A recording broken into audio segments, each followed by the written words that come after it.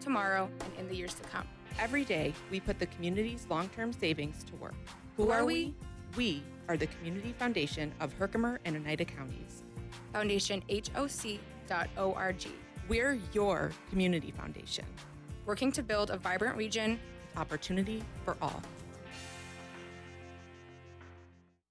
Are you ready to make the most important decision for your child's future? Some are easy, some are not. Some make all the difference, like choosing Notre Dame schools.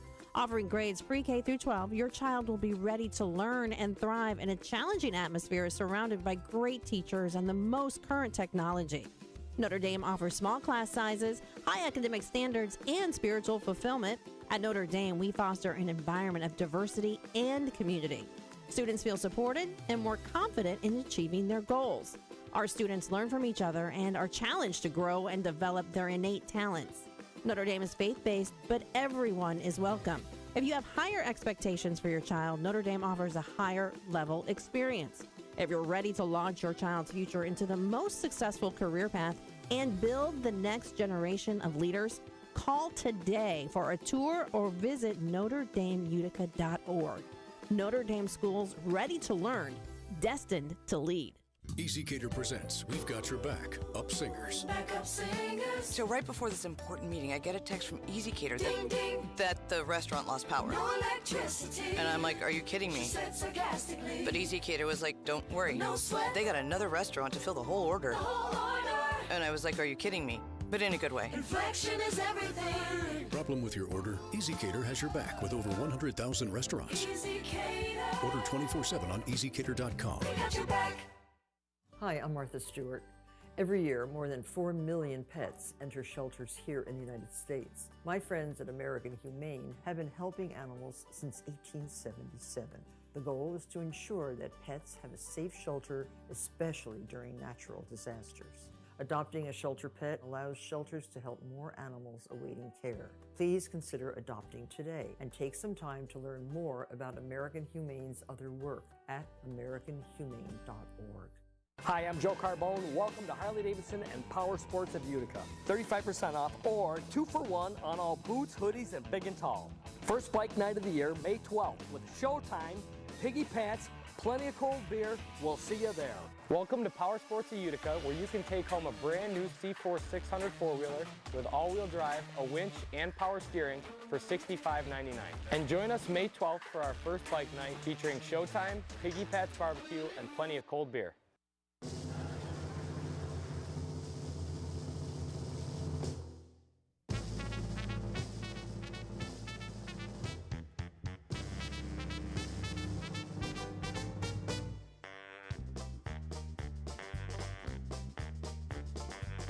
It's time to start the program.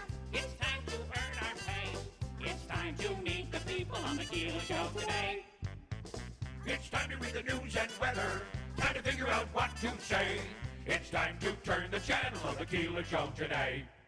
Why do we always listen? Keeler's always in the know. It makes me want to call him and tell him where to go.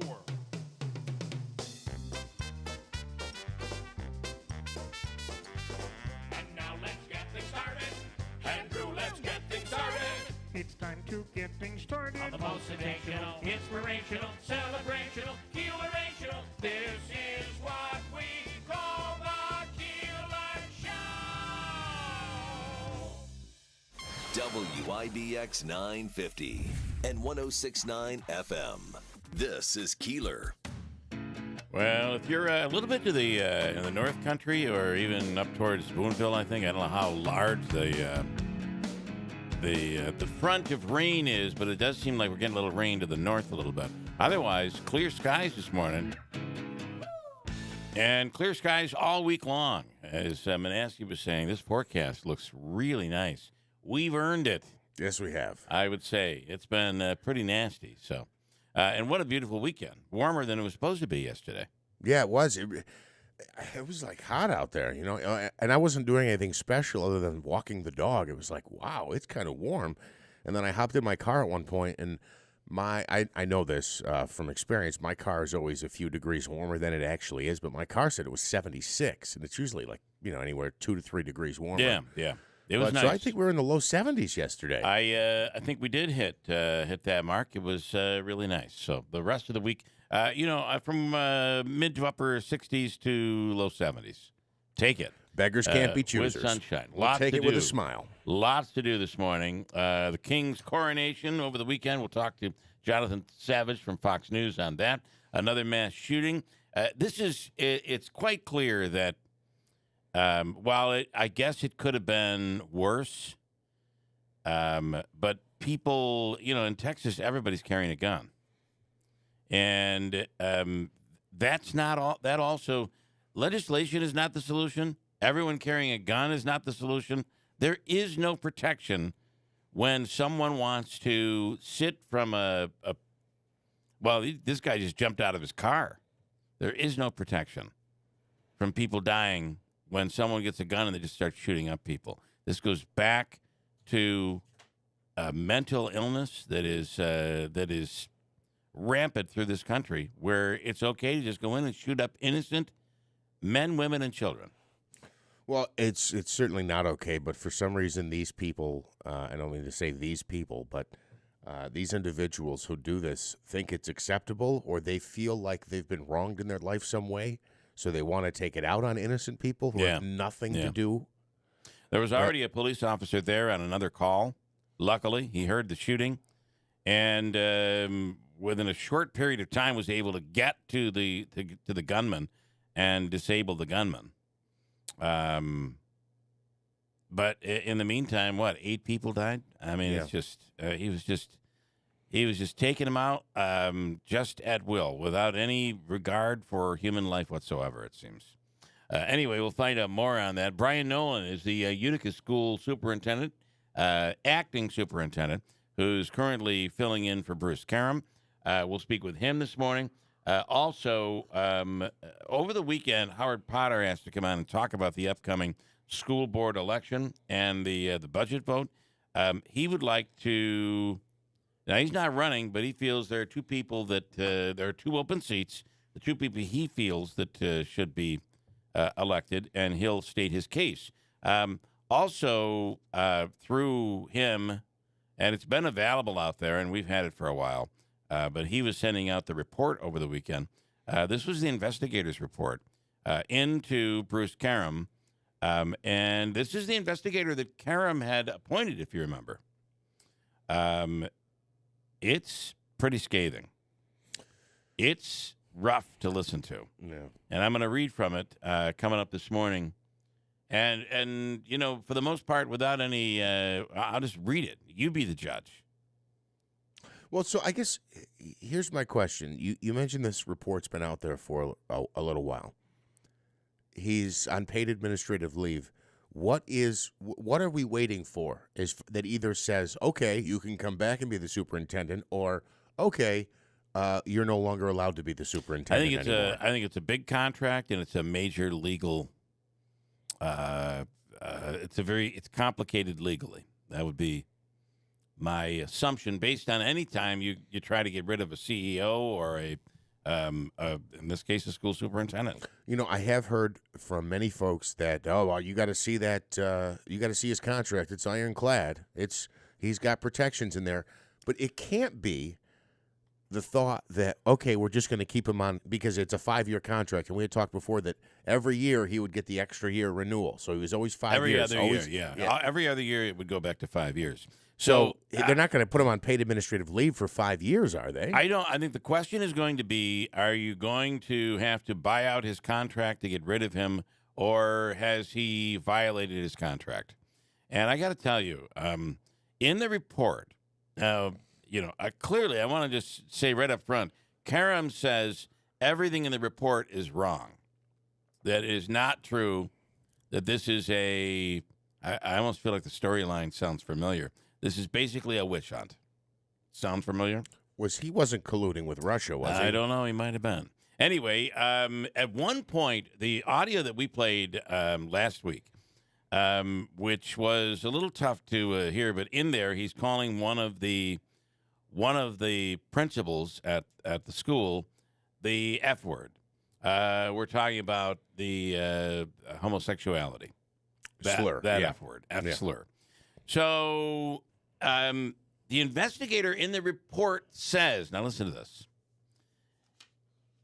that you called this principal this F word, this F slur. And in the report, the investigator says Karam denied it. So then he played the tape of Karam saying it. And according to the investigator, Karam then denied it again, said he never said it. But there's the audio. So I would think that would hurt credibility a little bit. Right? I mean, it's like saying, I see you with cookie in your hand. The cookie's in your hand. You told me you didn't take the cookie from the cookie jar, but it's in your hand. You know, That's not my cookie. I don't know. I'm not making fun of. I'm not making fun at all. But my younger brother used to have this thing. When he was a child, he thought, for purposes of hide and seek, that if he couldn't see you, you couldn't see him. So he would hide on the couch and he'd put a pillow over his face and he'd be like, "Come find me." And you're like, "I can see you right there." "No, you can't." "No, but you're right there." "No, I'm not." No. That's funny. So is that a little bit of what's going on? I think it kind of is. I don't know. At some point when they've got you and there's evidence that is just staring you in the face, at some point you got to be like, all right, you got me on this one. But everything else is not true. But by saying that isn't true, it makes you wonder, is anything that he's denying accurate? I don't know. I'll read from it, and it's all I can ask you is, if you're a Utica taxpayer, is this the person you want running your school district? If you are a parent of a student or a grandparent of a student, is this the person you want running your school district? Wow. We'll read from the report coming up. Howard Potter is on. I mentioned that. And also, over the weekend was the Kentucky Derby. Yes. Oh, I was so close. How about that? So I have a friend who put $100 on a long shot. Yeah. The name of the long shot was Mage, M-A-G-E. Yeah. Paid $16.50. Wow. Yeah. Good for him. So I have a friend who, and it certainly was not me. I was close, but I did not get there. Who had I think just a simple $2 exacta box that paid, again, a $2 bet, and maybe it was because it was boxed. It ended up being a $4 bet, but paid like $3.50. So yesterday, what's the guy's name in the Mets games on the Mets TV broadcast? Who Geldman? Oh yeah, Geldman. Is it Rich Geldman? It's not that, but it's close. Anyway, he was saying yesterday during the Mets game before the debacle that Steve Gelbs. Steve Gelbs, that he put a $10 bet down and it paid $16.50. I don't know what $10 bet would pay $16.50, unless you pick the first three horses. But he said he had a tip from someone. He put it down and it paid $1,650. No, you're saying I your have buddy, a friend who put a $100 bet down on a straight win, and the bragging that came out of him after that was just difficult to listen to. So it's possible he said that during the broadcast. Yeah, it's possible he didn't want to say on the broadcast that I spent $100 on it. Well, and that's why I tweeted back. I figured I'd tweet in and say, I don't know how you got to $16.50 with a $10 bet. Please let me know, because I want to know for the next horse race. And if he was going to cut it by a tenth, he should have said, "I won $160 on a $10 bet." Correct. Right? Yeah. So that could be that. I guess it could be. Davey, terrible right now. The two worst teams in baseball, it seems, at least according to us, are the Yankees and the Mets right now. God. The two worst teams in baseball, but in general, are the Oakland A's, Kansas City Royals, and the St. Louis Cardinals. The Yankees and the Mets are just up there. The Yankees are terrible. They blew a 6-0 lead. Listen, the Mets this weekend playing the lowly Colorado Rockies, who, by the way, have won, 5 of their last 7 games. But, 2 of them were against the Mets. and struggled with Detroit. Now look what's going on. Now you've got the Cincinnati Reds and the Nationals. And I got to tell you something. The Mets are only one game down from 500. And Detroit's 9-1 in their last 10 games. Yeah, hot right now. But again, a lot of it has to do with their winning over the Mets. So all I'm saying is this is like a real second chance for the Mets to get things together. You're getting pitchers coming back. You're getting healthy again. This should be a streak this week where the Mets turn it around. Or do we just blow it? Well, I hope that's not the case. Again, I mean, the Rockies came would they come in with 12 wins? They came in at 12 and 20, and now they leave taking 2 out of 3 from the Mets. I hate to say it, but the more and more that this last week, hopefully is over, as it went on, Larry was saying we were in trouble, and we were kind of in trouble. I do think that this happens, and this is a team that a lot of money has been invested on. And it's very talented pitching staff, offense, defense. They should be able to turn this around before it gets ugly. We'll see, though, won't we? Listen, last week, it was on Monday, meteorologist Craig Flint from WTR said by the end of this week, we're going to see a turn. And I think you're going to be really, really happy with the change in the weather. And wow, was this weekend beautiful. Craig Flint, good morning. Good morning, guys. How are you? It's not often someone gives the meteorologist credit, but I have to say, you told us this is where we were going, and look at the forecast for this week. Total turnaround. Yeah, no compared doubt. to what we had to deal with last week. It's going to be great. Boy, it warmed up pretty well over the weekend. Yeah. And it's going to be more typical of what it should be in springtime and in May here as we go through the week. I went from talking about rain relentlessly last week to almost having nothing to talk about this week. So yeah. We'll take the break. We'll take the break that we're going to get here this week. Well, before we move on to the nice weather, let me ask you one thing. You were mentioning something in your forecast last week that I hadn't heard of. I think, Bill, you hadn't heard of either. The Graupel showers. Am I saying that right? Yep, you're saying it right. It's called Graupel. It's the same. It's okay. So basically, there's a little science behind it. Obviously, but it's like a soft hail. In other words, if you were to pick up a little piece of Graupel, it would kind of disintegrate in your hand. Okay. Right? It's not a true snowflake, but it's not a hailstone either. So we call it Graupel because basically what it is it's a super cooled water droplet. The water can exist in a liquid state below 32 degrees for a time, and it's called. Have you ever heard of rime ice? Has anybody ever heard of that term? It's like a rimed ice, kind of a rimed form of precipitation. Yeah. So it's really fascinating. It's not hail. It's like hail, but it's not. Hail is formed totally different. That's what we get sometimes going like into the fall and spring is Graupel.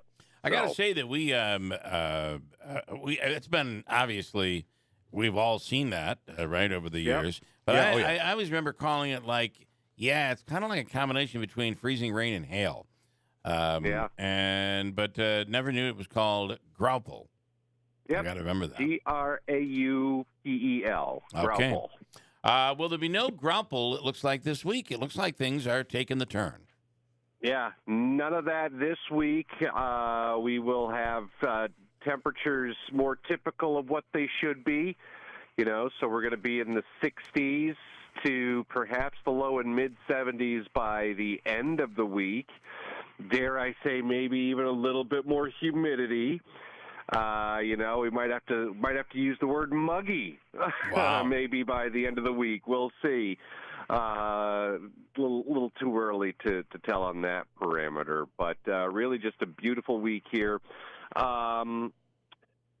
like I said, last week I had to talk about all this unsettled weather. This week I don't have much to talk about, so we'll take that. However, I do want to mention that the sun is getting more active. It's entering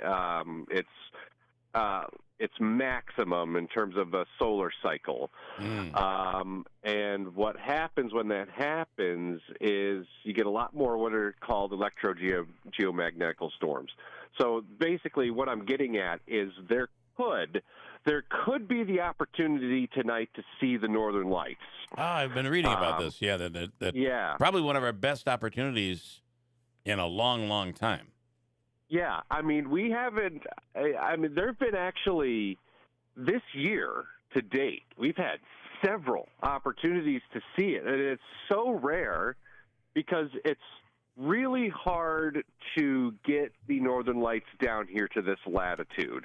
But these solar storms that we've been having, or the sun has been experiencing, have been extraordinarily strong. As the sun enters its maximum solar cycle.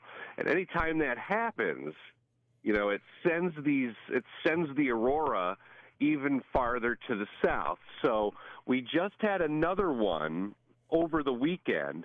So there could be, and I think I want to say there was another one forecast to happen last night. So just be mindful that, you might have the opportunity to see the aurora tonight. Wow. So. Okay. I'll be looking. The sky will be clear, and it'll be clear. I mean, you just look up. It's as simple as you just look up to the sky. Look. Okay, so here's that's a great question. That's a great question because a lot of people think that's what it is, but these are elusive, right? So you have to be patient. You're not going to walk out and look up and see a bunch of color in the sky, right? You got to give it a solid 45 minutes, maybe even an hour or longer. Let your eyes adjust. You got to be away from light pollution. Obviously, you'll look north, so this isn't a case where you just walk outside and you're going to see all kinds of color dancing across the sky. So you just got to be patient with these things. I remember we had a neighbor who took her little lounge chair, the sunbathing lounge chair, and she took a blanket out and covered it all up, and she was sitting out in her backyard. I didn't know what was going on, and she was looking at she was looking up into the sky.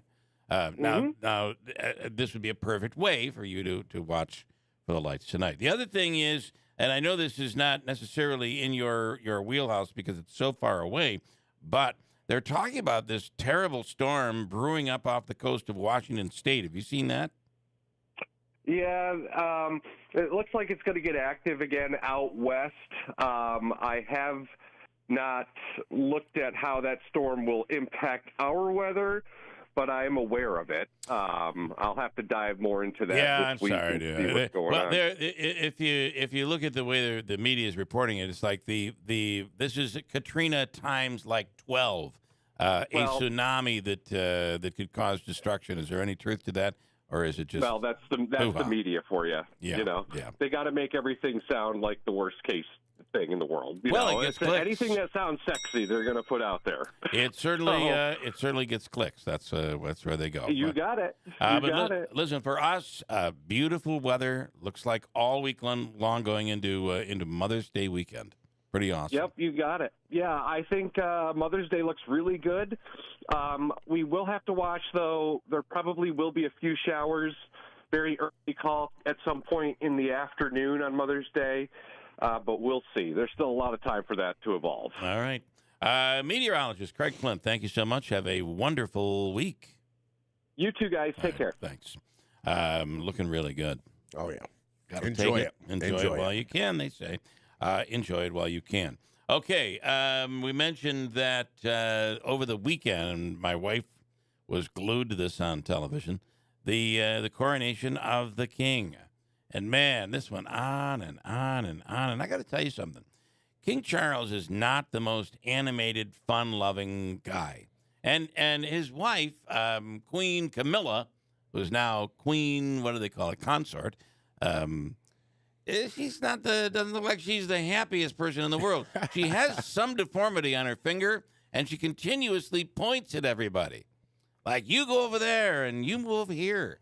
It just is I don't know. Take it for what it is, but it was an enormous event. Just think of the money spent on this and the celebration continuing in Great Britain. Jonathan Savage on the line here right now. Jonathan, what do we know? It was quite a weekend in Great Britain. Yeah, we all had an extra day off today to recover, in fact. The government making Monday the 8th of May a special holiday for everybody, a public holiday, after a weekend that has certainly gripped much of the nation. It certainly divided some of the nation, but it got everyone's attention on Saturday when this coronation event took place that we haven't seen nothing like this for 70 years. 70 years in the making. 74 years in the making for King Charles. That's how old he is. Yeah. He's the longest king in, let's see if I get this right, the longest king in waiting. Is that how they say it? Yeah, absolutely. And he's the oldest monarch ever to ascend to the throne. So, 74 years old. He carved really a career out for himself as the Prince of Wales. He realized that, his mum came to the throne quite young. She was going to be there for a very long time. So he really just decided to get on with whatever job he wanted to get on with, and then create almost his own niche, create his own identity. And now he has to almost change that identity since he's become king. He has to be less political. He has to be less outspoken. But he has far more of these ceremonial duties to carry out. Yeah. But it did look very strange knowing him all these years to see him with that crown on his head on Saturday. Yeah, and what happens, Jonathan, going forward? Because there is a lot of there's a lot of protest out there. People who feel that this pomp and circumstance is of the past, and we need to move on from it. How does King Charles handle that? Yeah, there were a lot of protests on Saturday on the coronation route. There was a group of, I've read up to 2,000 anti-monarchist protesters from a group called Republic, who, when the procession went past, they were very noisy. They were shouting, "Not our king." They were booing and hissing. They were drowned out, of course, by the majority who were there to enjoy the occasion. But the king has a bit of a job on his hands because young people in particular in this country, the majority of them, don't particularly believe in the British monarchy. They don't think that the UK should have a head of state who isn't elected. As you go through the ages, there's far more support for the royal family, but being able to shore up their future depends on being able to shore up support among the young people of the UK. I couldn't help but think of what... is it now Philip who is in waiting? Is that correct? William. William. I'm sorry, Prince William. Sorry. Definitely not Philip. No. But I couldn't help but think what when that opportunity comes for him, how, because he's so much younger, how he will take an approach towards the monarchy. It'll be very interesting. It will. I mean, William, I think in many people's minds, is still just that tousle-haired boy that we grew up with. But he is 40 years old now. Yeah. He's not a young man anymore. He's now in middle age. He's got a family of his own. And he is a sign of where the monarchy is going to go. And at the same time, you've got this tension between him and his brother Harry, who doesn't stand for a lot of what the royal family stands for.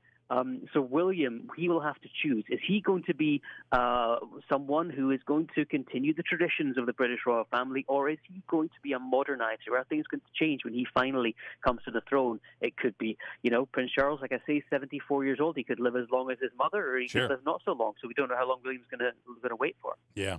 Either way, very interesting and very amazing to watch the pomp and circumstance over the weekend. Really something. Yeah, it was interesting to be there too, I tell you. Jonathan Savage, thank you so much. We appreciate it. Thank you. Take care. Yeah. I just wonder, is there any signs, and I should have asked Jonathan before we let him go. Sorry. Signs of cognitive decline at 74 with because there's so much talk about Biden. And really, I guess you could argue there's a lot of he does some things that he didn't used to do. shaking hands with invisible people in the corner. I just it just comes off so grumpy. He does. No, he does. Right? So now, what was the thing? She's not missing a thumb, is she? What were you saying no, about? I think it's like there's a bend in her finger. Right? Arthritis. That's just, it's just some probably arthritis. I'm not making fun of her bend. I'm just saying, as she seems to be pointing and scolding at everybody. You move over here. You move over here. She is clearly now in control. It seems. Davey, did you watch it over the weekend? Did you watch it? Were you there? Were you at the edge of your seat? I watched like an hour and a half of it. Okay. But you were more entertained with what over the weekend? Guardians of the Galaxy. Guardians of the Galaxy, which is a movie that's currently playing in theaters. You went to see it in theater? Yes, I did. Yesterday. And what do you think of it? What'd you think? Awesome. It was really good. I like the first one, though, better than the next two. Okay, so. Better than of the three, which would be second best? This one and then number 2. Okay, so this one would be 2, and then number 2 would be 3. Right. Fair enough. What's it about? What is Guardians of the whatever about? It's a Marvel movie. It's basically Guardians. These people, like, I don't know. Superheroes. Right? Superheroes. Yeah. Dave Bautista's in it.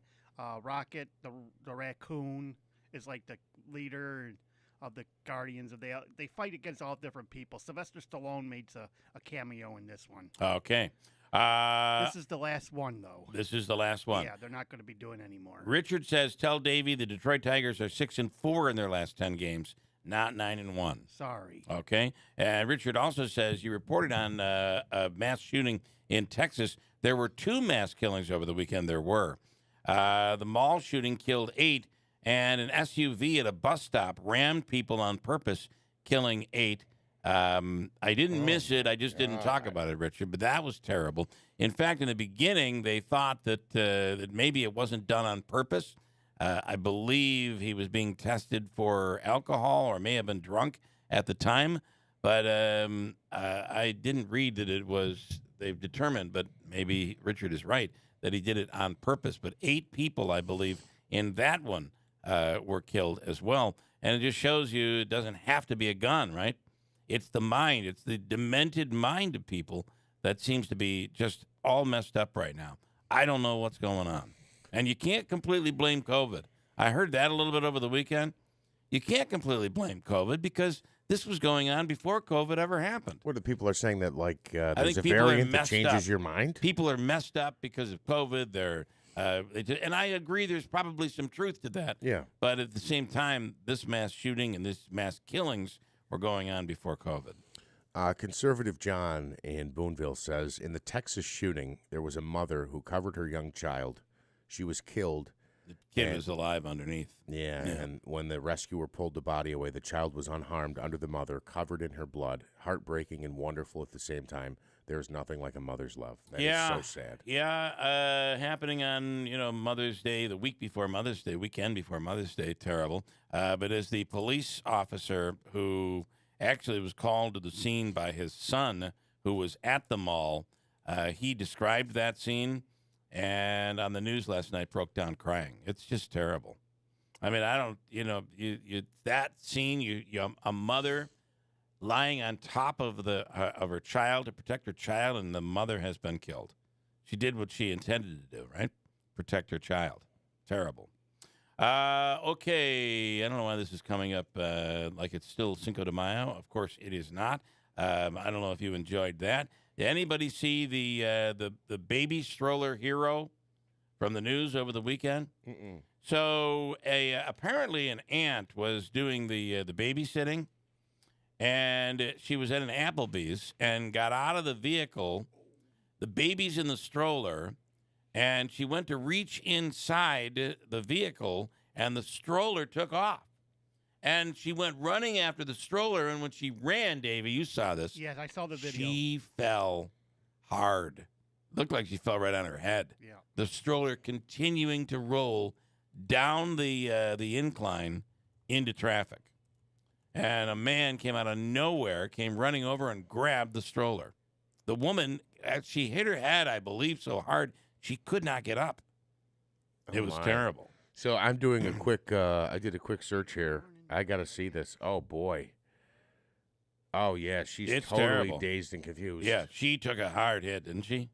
Oh, man. I didn't see the original fall, but I see her here trying to get up, and she's just staggering and stumbling around. Here's the original audio Oh, from my the goodness. from the video of when this happened last week. I noticed the stroller was going towards traffic. I instinctively ran towards the stroller and got it before it went into the traffic. She was traumatized. She was crying.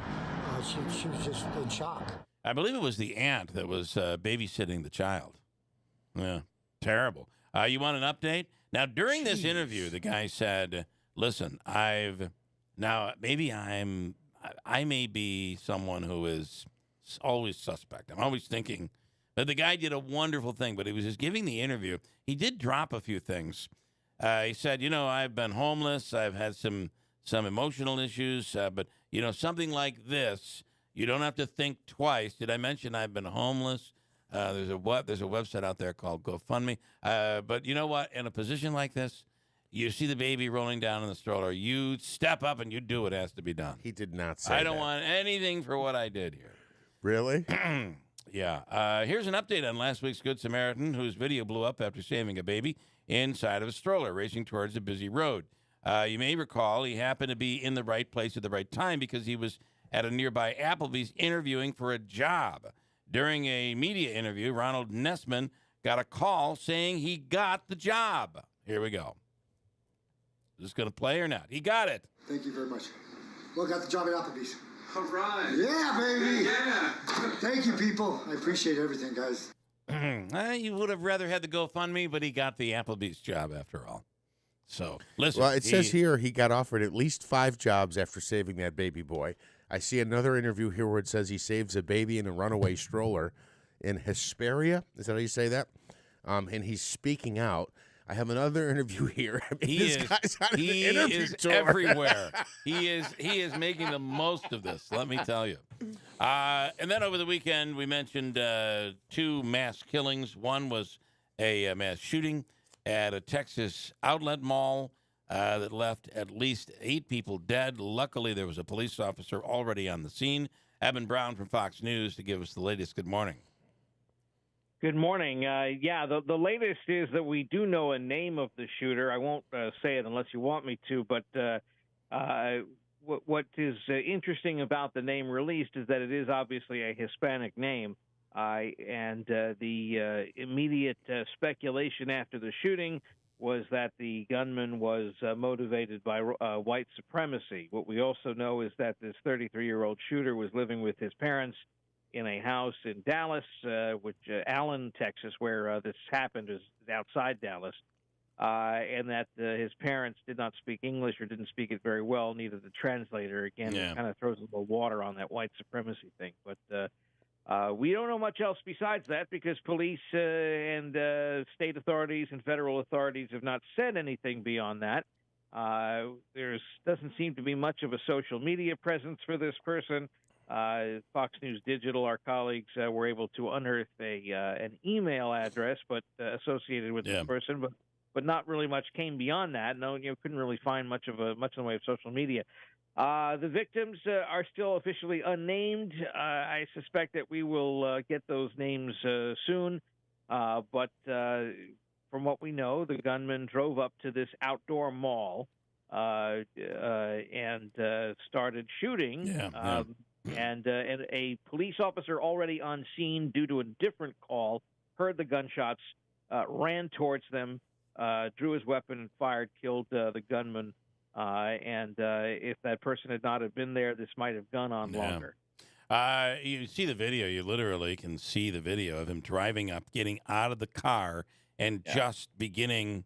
He just started firing. Yeah, there's a lot of video out there. There's even video that's unredacted of the victims lying essentially in a pile. It's rather graphic. There's also a video of the supposedly the dead gunman after the police officer ended his life. And again, very, very graphic, but demonstrative, really. Yeah. And that's kind of it. That seems to be the theme of all of these. I did see an interview on NBC last night where they had spoken with somebody who said they went to high school with this person.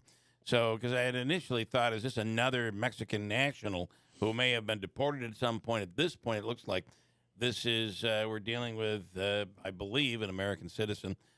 Based on that, we haven't heard otherwise. We know there's no criminal record or felony record rather from the state authorities in Texas that he had no incarcerations or anything. There was an outstanding warrant from 2020 on a misdemeanor drug paraphernalia charge, but in the grand scope of things, that's kind of a minor thing. Yeah. So it's a bit puzzling, but. Look, if he had no criminal convictions, then he would not have flagged on a background check when buying firearms. I'm of the belief that no matter, legislation is not going to fix this, but nor is having the theory of as long as everybody has a gun, it will at some point. Think about it. Thankfully, the police officer was there, but 8 people still died because of the mind of this deviant. That's where this all goes back. I feel, anyway, to mental illness. It's just terrible.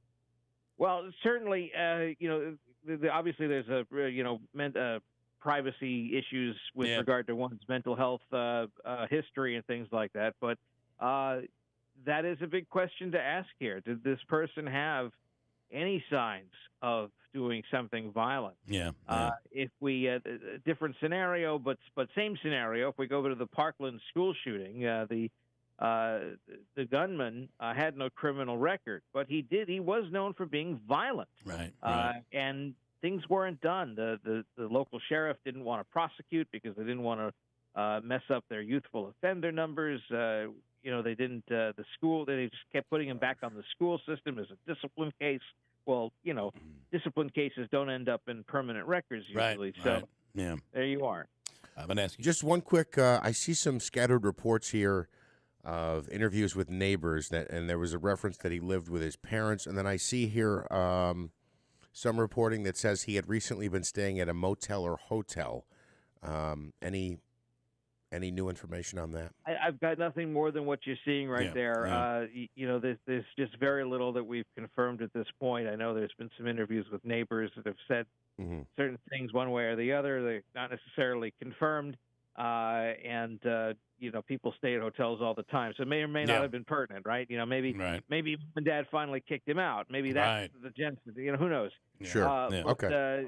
We just don't know. And that's I'm hoping, and I think everyone is hoping that police will be a bit more forthcoming today. Because they've said very, very little. Sad to be reporting on another one of these, though. That's for darn sure. Evan Brown, we appreciate it. Thank you so much. You got it. All right. Have a great day. Evan Brown from Fox News. How do you prevent these? That is the million-dollar question. How do you stop this from happening? How do you stop the craziness? I'm not sure. Well, I'm not sure. It's not that I'm not sure. We don't have the answer. We just don't have the answer. And then a lot of these people, it's their first time doing anything horrific like this. So you wouldn't have a trail of warning signs. And what would prompt someone to just go in and begin shooting up innocent people, picking them off like you're playing a game of Army or a video game? It's just crazy. Got a break. We have news coming up straight ahead. Next hour, we'll get into the Utica School Board issue.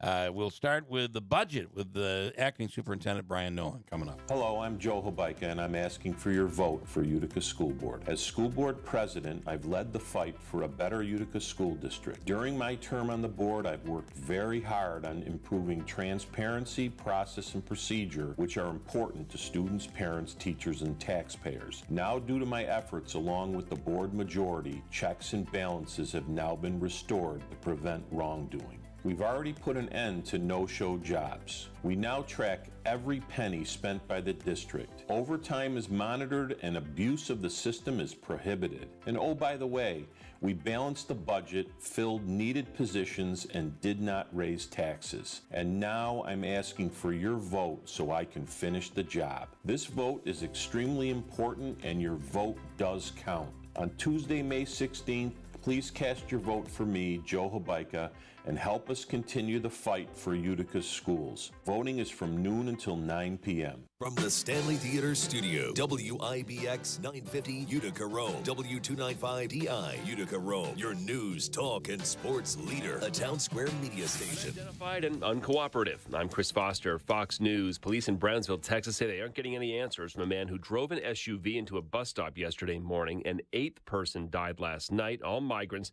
There's a shelter across the street. At least 11 others are hospitalized. This woman was there. All of a sudden, bodies start flying all over. There were dead, some were missing legs. It was horrible. Let's say the driver's also Hispanic and that the crash does appear to have been intentional.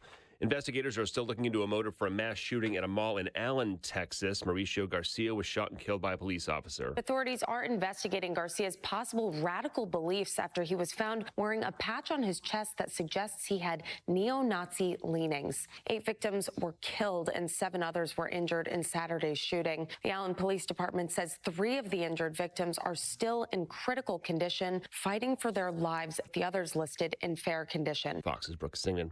He had until yesterday to inform the judge, and former President Trump will not testify at the civil trial in New York over the writer E. Jean Carroll's claim that he raped her and defamed her by lying about it. Closing arguments are expected today. There was some question on whether the defendant would testify, given his recent statement to reporters of wanting to confront Carroll. The former president's legal team said it was unlikely he would formally testify before the jury gets the case. The jury did hear a taped deposition from the former president. In New York City, Gernal Scott, Fox News. 4 Ukrainian civilians are reported killed in another wave of Russian airstrikes. Ukraine's military reports shooting down 35 drones over the capital, Kyiv, with 5 people injured by drone debris. At least 21 cities, meantime, in Russia have canceled Victory Day parades tomorrow over security concerns. The holiday commemorates the Soviet victory over Nazi Germany in 1945. America's listening to Fox News. Born on America's darkest day of 9/11, the Tunnel to Towers Foundation has been helping America's heroes ever since. People who put their lives on the line for our country and our communities need your help now more than ever. Join Tunnel to Towers on its mission to do good in their honor. Never forget 9/11 or the sacrifices of this country's heroes and their families. Join me in donating $11 a month at T2T.org. That's T, the number 2, T.org. Hi, I'm Martha Stewart. Every year, more than 4 million pets enter shelters here in the United States. My friends at American Humane have been helping animals since 1877. The goal is to ensure that pets have a safe shelter, especially during natural disasters. Adopting a shelter pet allows shelters to help more animals awaiting care. Please consider adopting today and take some time to learn more about American Humane's other work at americanhumane.org. We have some clouds and some sunshine, 47 degrees. WIBX News Time is 7:03.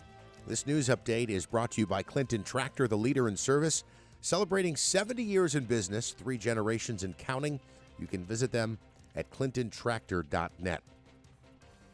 A troubling story out of the Capital Region as police say an Albany mother has been arrested after she tried to drive her vehicle into the Hudson River with her child on her lap. Investigators allege that 23-year-old Santisha Lopez was involved in a domestic incident before trying to put the vehicle into the water on Saturday near the Quay Street boat launch.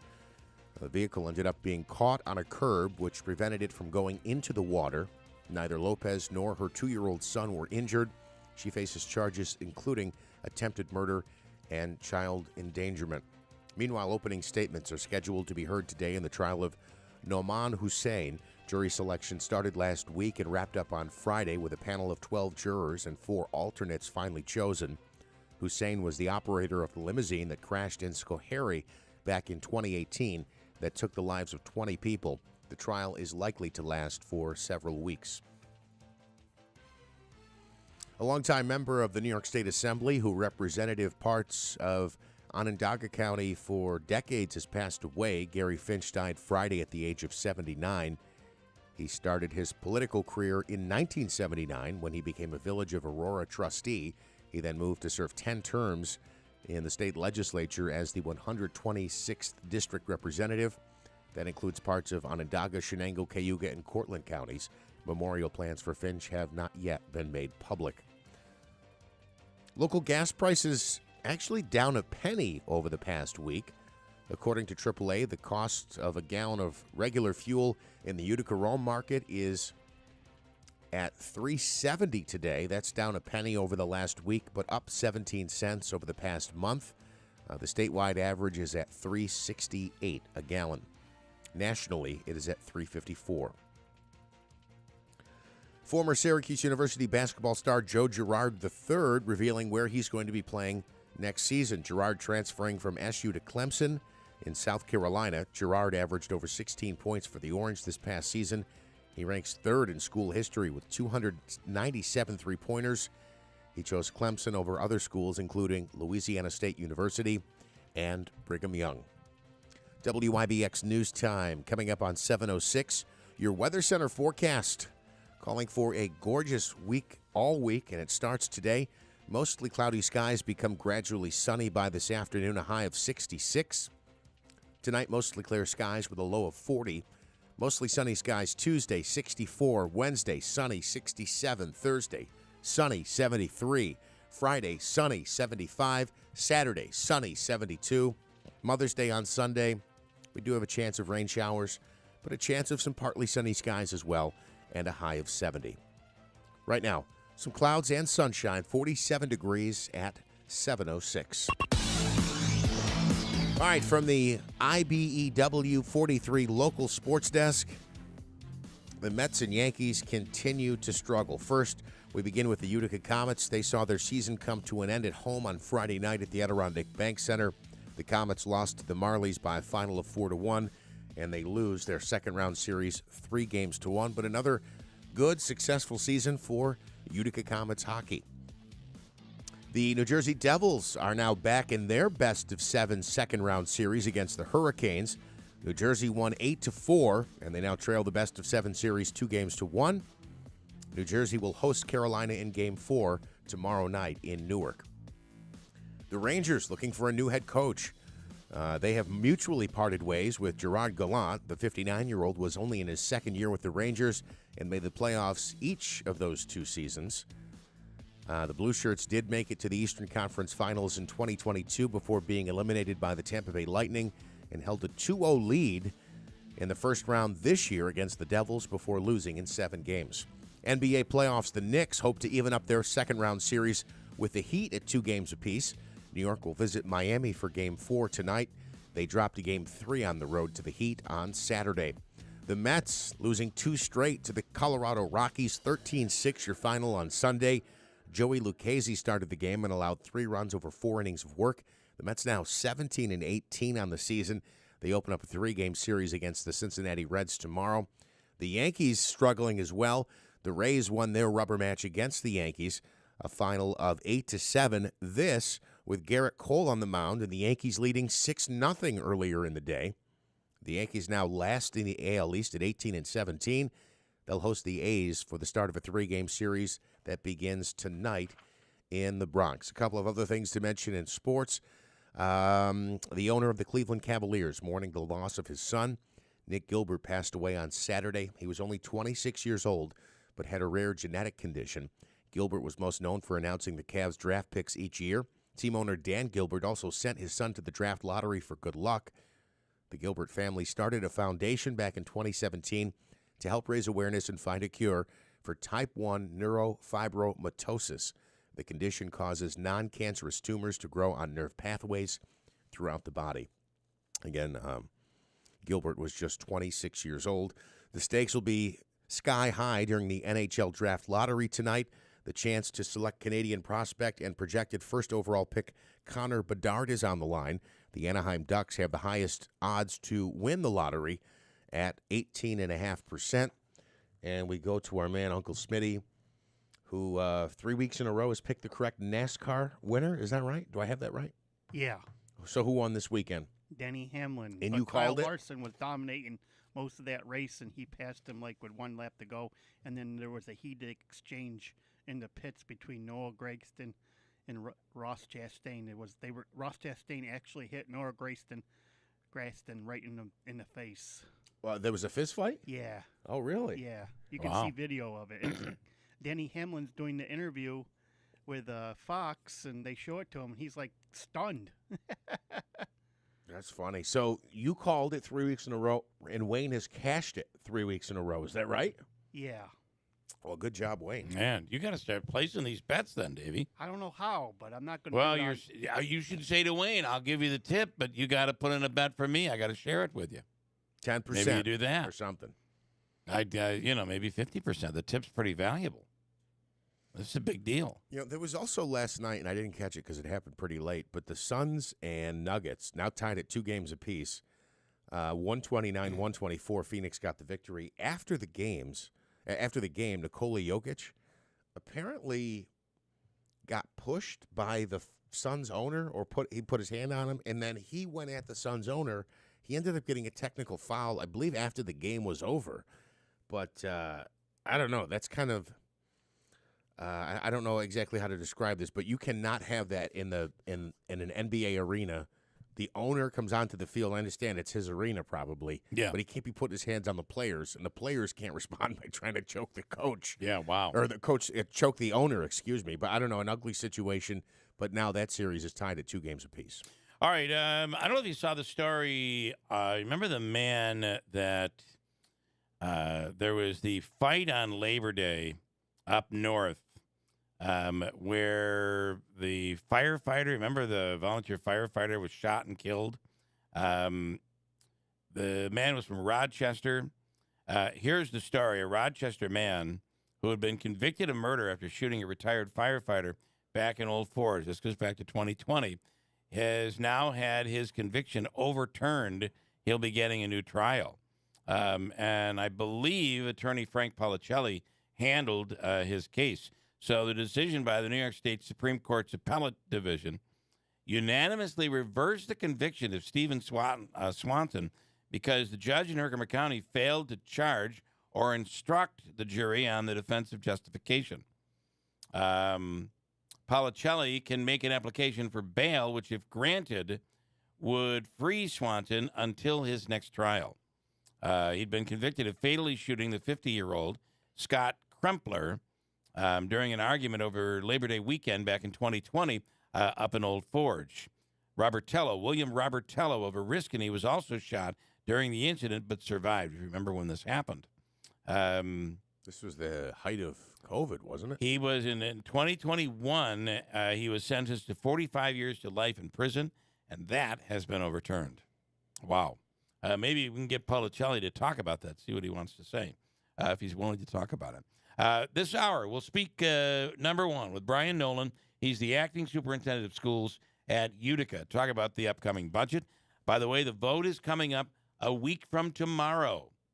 It's coming up quickly. And so we'll get into that. And then later in the hour, the investigation into Bruce Karam. The report has been out, and I just want to read from a few pages of it because I think it number one, it seems to be highly vetted, back and forth. Now, you can believe it, not believe it. Clearly, Mr. Karam is saying none of it is true. But in some cases, there's audio evidence. And in some cases, that audio evidence, even after hearing it, Mr. Karam, according to the investigator, has said, I still deny it. But isn't that your voice? I still deny it. And some of that audio you've heard on the radio here. So we'll get into that after 7:40 this morning. Got some comments related to that as well. Okay. And we'll get into that, too. Yeah, okay, you can take it now. Lance and Lee, with Howard Potter's latest release of documents, Bob Cardillo may never come out of hiding. It's now down to DeBrango and Galimi in the mayor's race, from my view. That's Lance saying from my view. All right. Genesee Street was a bad move for Celeste. That's what he says. There's another part of this.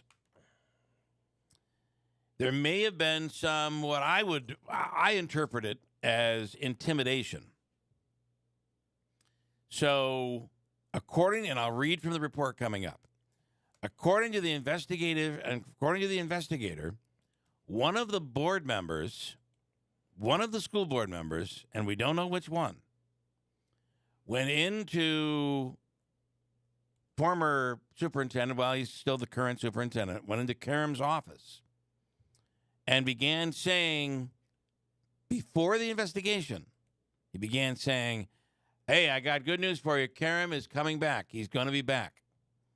Almost as if to imply, be careful what you say, because Bruce Karam is coming back. That was a board member. The investigation,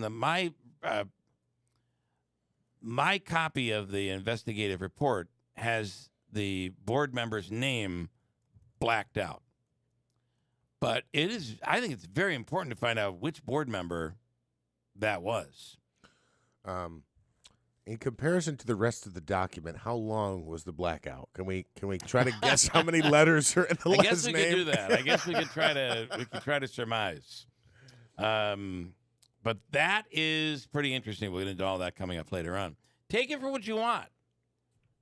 You interpret it the way you want, but I don't know how you could be a board member and go in and make that statement, especially in advance of an investigator coming in and asking questions about Mr. Karam. I wonder who that board member was. We'll dig in. Stand by. It's Monday, and a beautiful weather week is on the way. Heading into Mother's Day weekend, 7/16 at WIBX. Hi, this is Bill Cole from Gates Cole Insurance with exciting news. We are expanding with a couple of new offices in our area. One new location is North Country Estates Insurance in Lowville. They are another independent insurance agency that takes pride in making customers happy and fits our culture at Gates Cole perfectly. Here is William Schaub from the newest Gates Cole agency, North Country Estates Insurance in Lowville. Working with us as an independent agent with this many companies, we will often call our clients and say, we're going to reduce your premium if you like. We have the companies that do well in New York and specifically this area. The coverages that we provide are commercial and personal insurance. That's the home, the auto, ATV, motorcycle. There's nothing more fun than taking care of a customer and being able to tell them that we're able to save them some money. Proudly representing Finger Lakes Fire and Casualty Company of Trumansburg, New York. Gates Cole Insurance. We'll take care of you.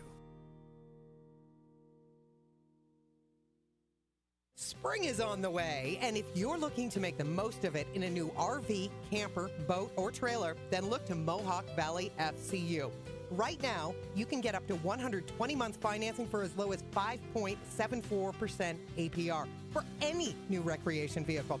That's 120 months of financing for as low as 5.74% APR. Go to MohawkValleyFCU.org for more info and to apply today. Mohawk Valley FCU, member-focused, member-driven. Start a new career and get a great paycheck, earning up to $39 per hour, plus strong benefits, a job you love, a solid pension, and brothers and sisters who always have your back. Your union construction career with Laborers Local 190 starts today. As a member of Local 190, you'll build the Mohawk Valley's future and get state-of-the-art training to do it safely. Earn more. Build your future. Apply today by texting JOBS to 345-345. It's hard to know what to do when you lose a loved one.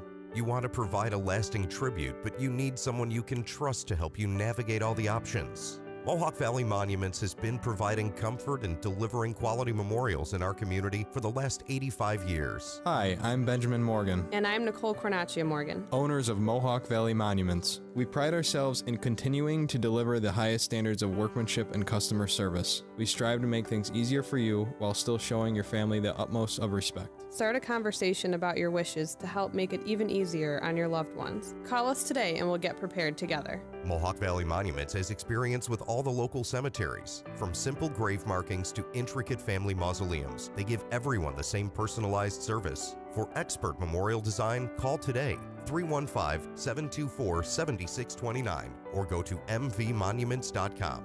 Mohawk Valley Monuments, LLC, Old Route 5S, just past the Kitless Restaurant in Frankfort. Hey, if you have back pain, severe neck pain, shoulder pain, you don't have to live with that pain. We're talking about the Omni Surgery Center, where modern technology meets cutting-edge surgery. Dr. Hyder, nothing short of a miracle if you're walking in and you have excruciating pain. Now, this could be what my dad received was injections in the spinal region, which completely or nearly completely, almost completely removed the pain. It's incredible. And it's all done. People travel from all over the country and Canada to right here, the Utica Business Park and French Road, for Dr. Hyder, the Omni Surgery Center. There's nothing worse than dealing with that excruciating pain. And to be able to make that pain go away is nothing short of a miracle. The website is killpain.com, killpain.com. The Omni Surgical Center is also home to less invasive surgeries done by Dr. Hyder. The office is in the Utica Business Park. The surgery center is located on French Road. Call them today for an appointment. 315-765-8448. 315-765-8448. Where modern technology meets cutting-edge surgery, Dr. Hyder and the Omni Surgery Center. Visit their website at killpain.com. WIBX 950 and 106.9 FM. This is Keeler. All right, here we go. And it's a big week. Leading up to Tuesday, a week from tomorrow, is a school board election day. You'll be voting on school board members, any possible referendums, propositions, and, of course, the budget. In studio right now is Brian Nolan. He is the acting superintendent of schools at Utica School District. And I think what I had said to Brian when he walked in was many people get to be, and it's a position really sought after today. There's a shortage of superintendents around the state. So many people get to be acting superintendents and interim superintendents, but very few have received the type of action you've had over the course of the last year and a half. Well, good morning. Thanks for having me. It's been a very interesting 6-7 months since I've been here in October. Yeah. But things seem to be moving in a positive direction. Would you agree with that? I would agree with that. You know, we were able to settle the teacher contract. Teachers had been without a contract for 2 years, and there was a lot of issues, I think, with teachers' morale about that. And then we were able to settle that, and that's, I think, really helped a lot. Yeah. What about? I think a lot of parents would want to know that we've heard many rumors, and I assume there's only so much you can get into, but programs that are there for kids that may have someone at the head of the program, a staff member, but no one entered into the program. We've heard all sorts of stories. Have these problems been corrected? Yes. So we've really taken a look at especially at the high school level, the partnerships that we've had with our Mohawk Valley Community College and Utica University.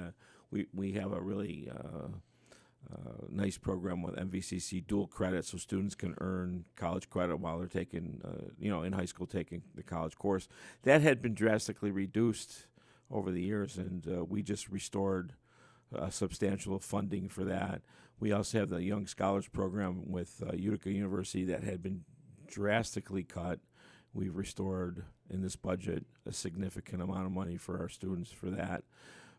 We're taking a look at all of the extracurricular activities, the coaching, athletics, and making sure that the people we have working day-to-day with our students are the people we want there working day-to-day with our students.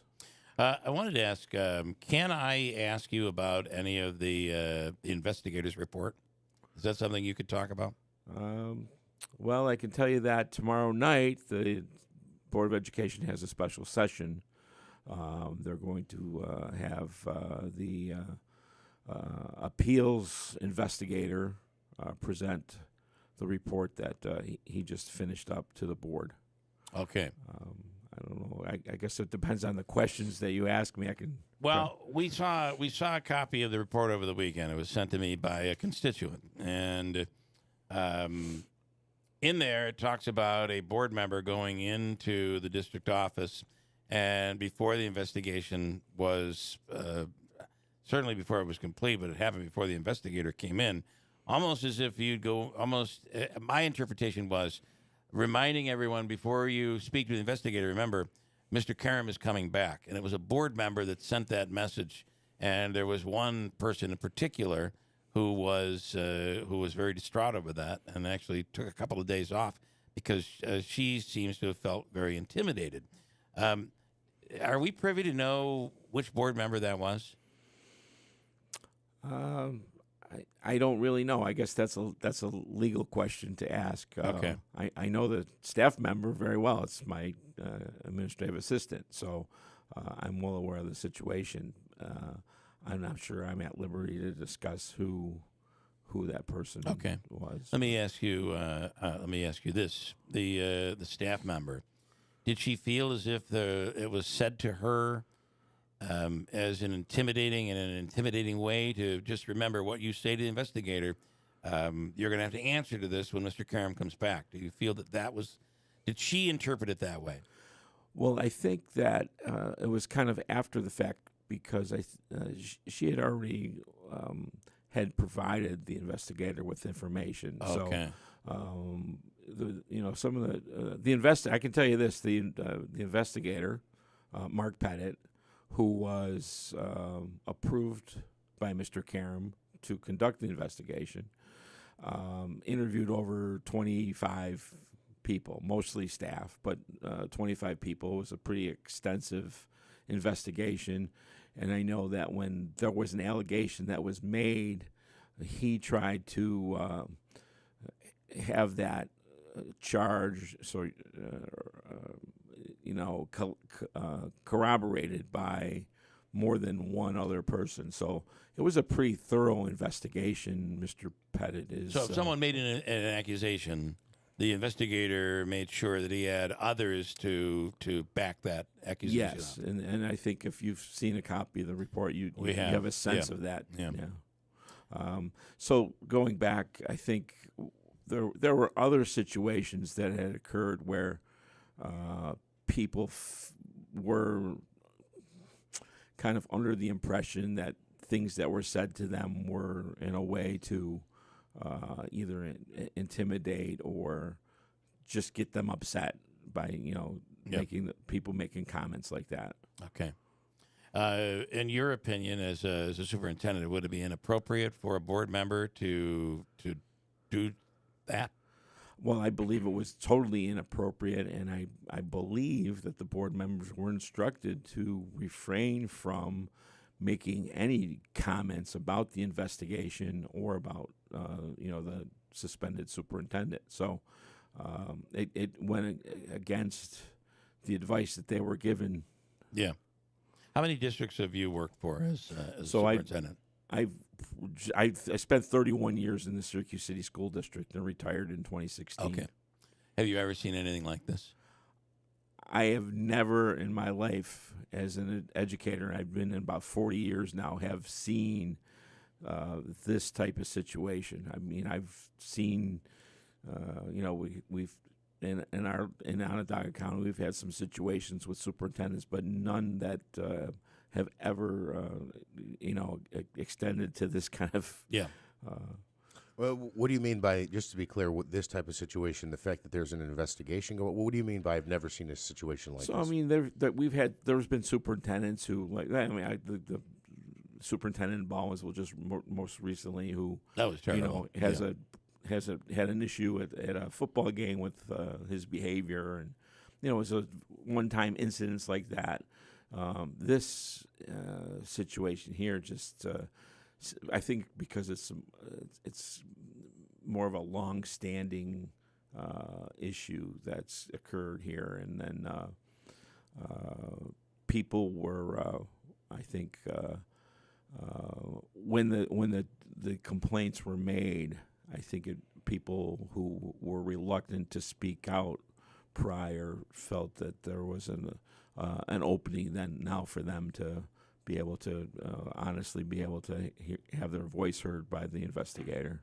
And I think that is important to note when we were talking about the previous subject of your staff member who said that whatever she was feeling, you have to know the full picture. That a lot of these staff members have said that that was a very difficult work environment, and that you didn't speak out against the administration because there was retribution. And for that statement to be made to that person, I think that's significant to note. Would you agree with that? Oh, absolutely. Yeah. And it's unfortunate that it happened, and I think there's a lot of people who are anxiously waiting for this to have some conclusion. Well, do you think there'll be a conclusion tomorrow night?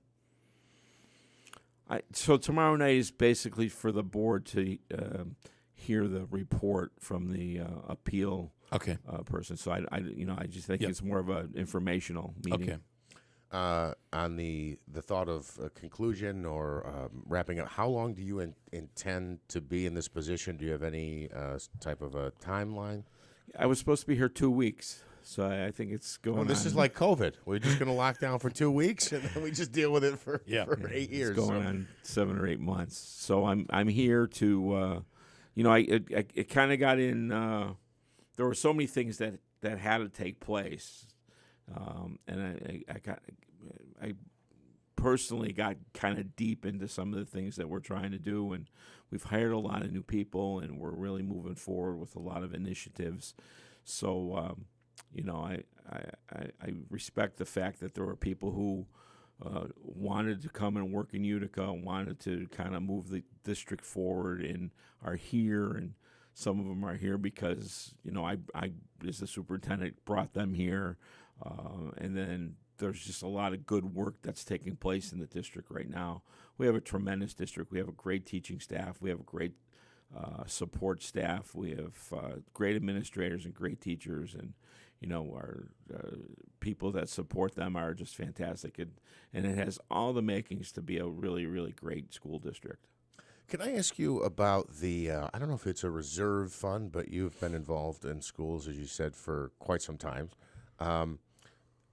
I'm hearing it was almost $30 million in the reserve fund, or am I labeling it wrong? It was some kind of reserve fund. Had you seen something like that before? What is that typically, a pot of money that big, what is that usually reserved for? So most school districts will have a reserve fund. It's kind of a rainy day fund, and they're limited by a percentage of how much you can have. And it's a percentage of your overall budget. So if your budget's $100 million, I think it's 5% the state allows you to have in reserve. Anything over that, the state obviously has concerns because states, especially in a district like Utica, the state's providing a substantial amount of money for the school district. So they don't want school districts to be saving the money. They want districts to be using the money for programs for students. And so the $30 million reserve that the Utica City School District has is a substantial amount of money. It's eye-opening, to be honest with you. And it's funding that probably should have been used to,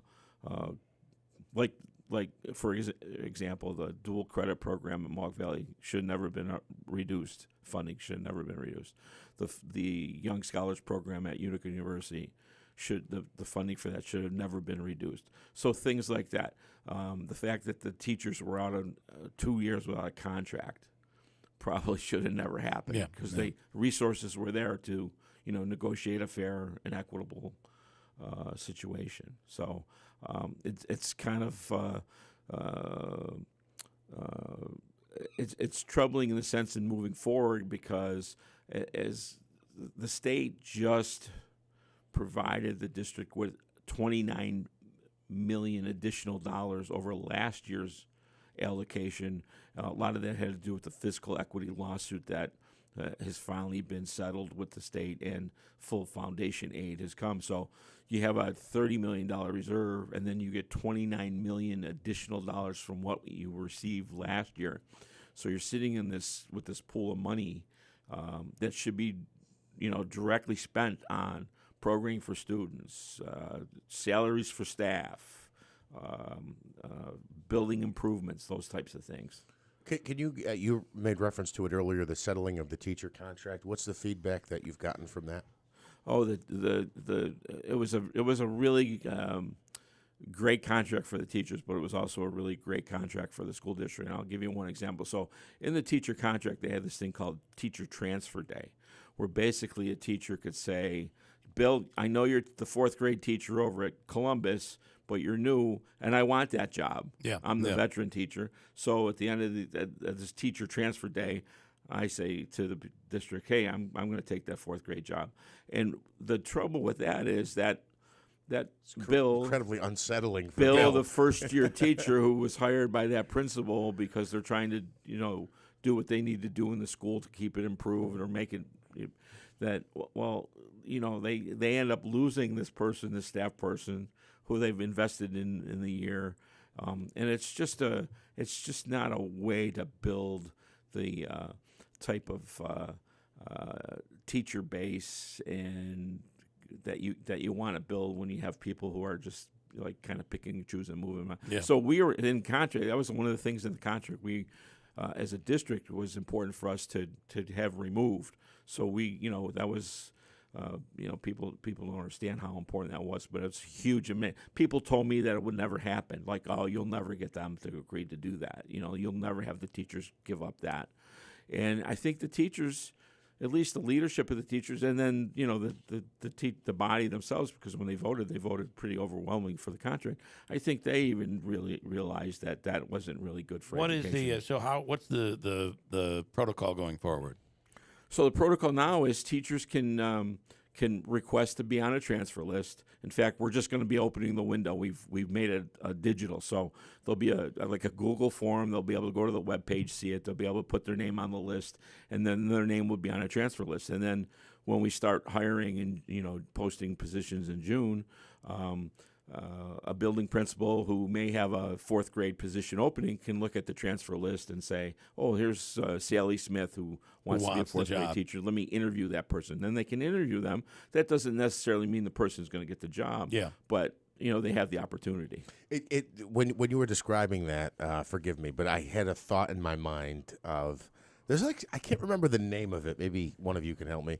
There's a game that's played around the holidays where you have like either coworkers or friends and family come over.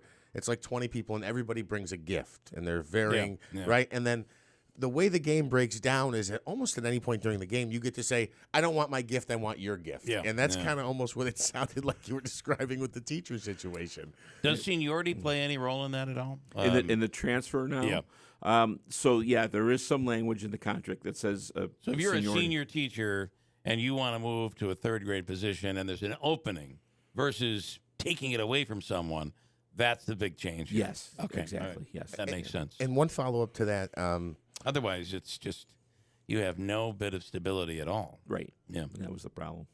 You're welcome to offer a comment on this, but my question is... By the way, we're speaking with Brian Nolan. He's an acting superintendent. We're going longer than I expected. Acting superintendent of schools at Utica. We have a lot of questions. Obviously, this is not your first rodeo. We ask questions. You might not be able to answer them. Don't fault us for asking them. We're very curious people. Well, the audio you played on Friday, and it was in regard to a particular superintendent, and there was a slur in there. Do you want to offer any comment on that? Yeah, the slur against homosexuality, the F word, was used, calling and this is something else. In the investigation, the investigative report that I read, the investigator asked Mr. Karam, did you call this principal? Was it a principal? I believe from what I heard, it was an assistant principal. Assistant principal. Did you call this person let's call it the F word? He said no. The investigator's report says he then played the audio that has what is believed to be Mr. Karam's voice on the tape. And then Mr. Karam denied it again after hearing the audio. Is that true? That is true. It's in the report. That is true. That just blows my mind because it says a lot to the credibility of the rest of his testimony. So the question I want to ask you is because what's been described to us is that it was about moving one principal here, taking one out, moving him here. Is that what you were talking about as far as when there's openings and you get to kind of pick, I want that job, I want this job? Was that tied to that, or am I conflating things? That's a different situation. So when it comes to the placement of administrators, that's really the sole discretion of the superintendent. Okay. Usually, consulting with a senior leadership team. Yeah. Would it be customary to have a board member in that meeting? Because on that tape, there was a board member in that meeting. That would be highly unusual. Yeah, to say the least. Would you add that to? Well, I would just say it's when I heard that there was a board member in a senior staff meeting, a superintendent cabinet senior staff meeting. It's very highly unusual that you would have a board member. Okay. Another question from Lance this morning. He says, "I have a question for Mr. Nolan. I keep hearing that currently they're stopping the no-show jobs. This is something that Mr. Hobike had talked about. He said, why haven't these people who were paid for these, quote, no-show jobs been prosecuted for filing illegal payroll documents? Couldn't the district recoup funding if this was, in fact, done fraudulently?" So that's a good question. So, everybody has due process. So we're actually going through some arbitration cases right now with a few of the employees that were let go. So there's a process. We have to follow the process. I can tell you that in one of the situations there was, actually in two of the situations. So there was a suspension, and then there was a little reciprocity as far as the district recouping through vacation days. So someone who you could say should have compensated the district, we compensated the district by taking sick time away, sick days away. All right. So we did look into that because I think that the questionnaire is correct that people shouldn't be entitled to receive salary or pay for work that they don't do.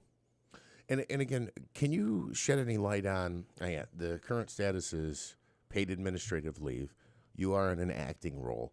At what point does that what has to happen for that to change? Is it a simple board vote that says we want to move on from the current Mr. Karam, I'll say Mr. Karam, or does the board have to say we would like to welcome him back? What is it that changes your status and his status and brings some conclusion to this process? Well, technically, by contract, Mr. Karam is still the superintendent. He's just on suspension.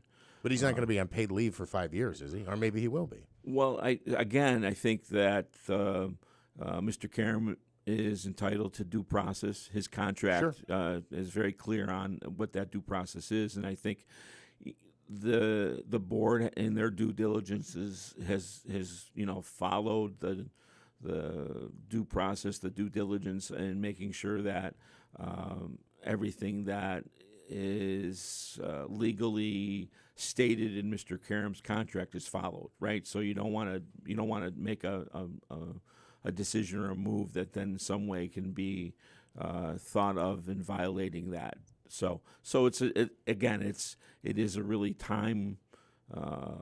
It feels like a time-consuming process, but that's the way. It's just a legal thing, right? So, and I do think there are, I've heard from parents who are extremely upset that certain moves haven't been made yet. We're this society, we like things to be usually wrapped up in about 28 minutes before the commercial at the end of the sitcom, because it feels like this is some sort of a sitcom at times. But there is a contract. There are he's entitled to, as you say, due process and protections under the law that must be adhered to. That's correct, and I think we're all a little frustrated. Like I said, I was initially told that this would be a very short investigation. I'd be here a few weeks, and we're looking at a couple months. So. With that said, I want to be fair here, and because there are many people. I don't want to say many. There is a narrative out there. I don't know how large that is. I have a feeling it might be coming from Mr. Karam's camp. That's just a hunch. But that since you have taken over and he has exited, the district is spending money like it's going out of style. And they're about to put the taxpayers in a very terrible place. Can you talk about that? Well, I'd love to talk about that. So we have a budget that's going to be moving forward for vote on Tuesday, the 16th. And I just want to stress to everybody that two things. One, there is no school tax increase for the people in Utica. We're not asking for any more money from the taxpayers as far as school tax goes. We've received additional state revenue, which puts the district in a good budgetary place as far as trying to establish the programs and the staffing we need. And I just have to say this about the budget. We've restored a lot of the programming or created a lot of new programming that really benefits our students. We are looking into the possibility of transporting our UPK, that's our pre-K students, 4-year-olds. The state doesn't make transportation aidable for districts, so it makes getting pre-K kids to schools difficult. Yeah, but we're yeah. actually looking, because we do have this reserve of money of possibly, paying for the transportation as a district expense, only because the importance of getting our 4-year-olds into school as soon as we can, so they learn how to do school. We're really seeing the effects of the pandemic that had on our kindergarten, first, second graders. We have students who are coming to school as 5-year-olds, but are developmentally 2-year-olds. Yeah, okay. And it has a tremendous impact on the school. So we think that if we invest money early on, it'll pay in the long run instead of having to pay a lot more at the end of that. So we have a balanced budget. It was a very, very inclusive budget. We have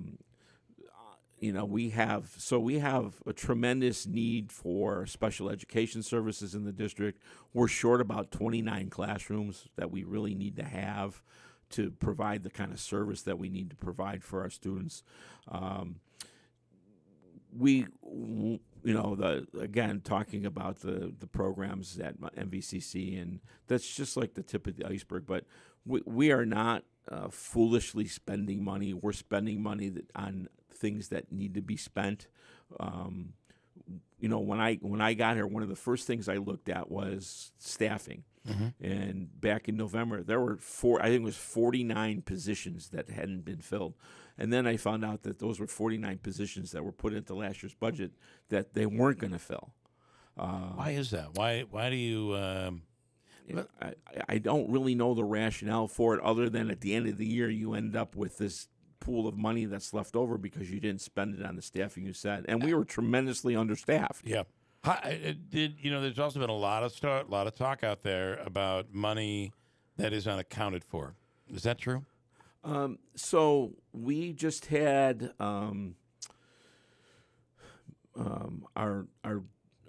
chief financial officer retired, and we have a new chief financial officer came on, and obviously she's taken the time to have a better understanding of the department.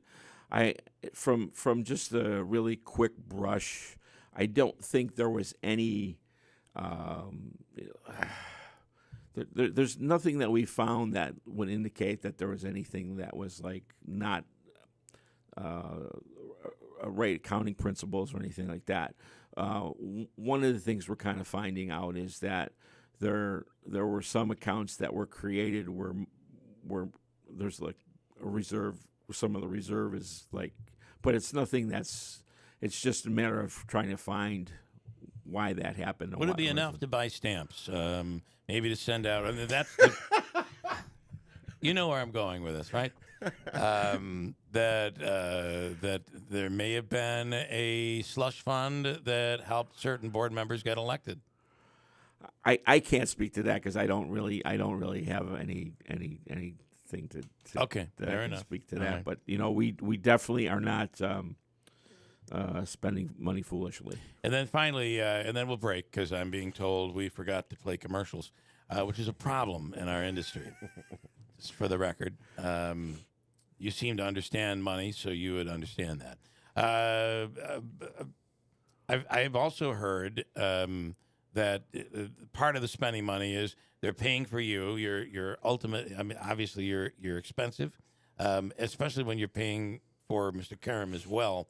I had heard someone say, well, you're just you're bilking the district. You're staying here because this is all going on to line your pockets. Talk about that if you could. Well, let me just say this. I was working as an independent monitor for the New York State Education Department in the city of Syracuse School District. I was being paid $850 a day. Now, people think that's a lot of money, and it is a lot of money. Yeah. But I was being paid $850 a day to work at one middle school. I'm being paid $1,000 a day to be responsible for a school district with 13 schools and over 2,000 employees. So I think Utica's getting the bargain here. Yeah. For $150 more, so that's all kind of. I know people have a hard time wrapping themselves around the idea of how much someone gets paid, but a couple things. One of the things that we've done here in the district is we've gone out and gotten great talent, and to get great talent, you have to pay people money, right? It's called talent acquisition. Yeah. They certainly could have gotten someone else to come in and babysat the district, and maybe could have gotten. I actually asked for $1,200 and took $1,000. I'm not in the money. I'm not in it for the money. I need to be rewarded for the time and effort. It's 12-hour days. It's not like I'm sitting around. Right. Not working and working pretty hard, and we've really done a lot of things here in the district that probably no one expected us to do. Yeah. Just a follow-up to that, for somebody who typically doesn't make that kind of money in a day, do they come, when you said I was making $850 a day and it breaks down to $1,000 a day, is that how it's discussed, or in your mind you do the numbers and you say, well, it breaks out to this? Or do they say it's $1,000 a day for 2 weeks? Or because you initially said it was supposed to be for 2 weeks? Yeah, what actually I think they do is they look at what the salaries of superintendents are. So if you looked in Oneida County, I think it ranges from someone who's making $240,000 to someone who might be making $160,000 or $170,000, and I think they try to get a range of a district this big, and that's okay. This is what it should be, and then here's the per diem. Right. This is how it breaks down. It's not like it's uncommon. I know in some wealthier districts, when they bring in an interim or an acting, they pay way more. Gotcha. Did state ed play a role in your selection? No, state ed had no nothing to do with that. Okay. No. All right, stand by. We're going to come back and wrap up with a few questions about the budget, about the vote coming up on Tuesday. Yeah, much more to get to. And you've completely changed our format this morning, but sorry, it's been very informative. We appreciate it. I hope the people who are the taxpayers and the parents and the grandparents and the teachers as well, I hope this is informative to everybody, because there's been a lot of gray area out there that, and unfortunately there probably still is, but this helps. Quick break, 7:52 at WIBX. Hi, I'm Pete from Big Apple Music, and whether it's your home or business, you have a lot invested. In the past, a camera surveillance system was an expensive luxury. Big Apple has now made it affordable. Big Apple is the area's leader when it comes to camera surveillance systems, having installed hundreds locally in homes and businesses.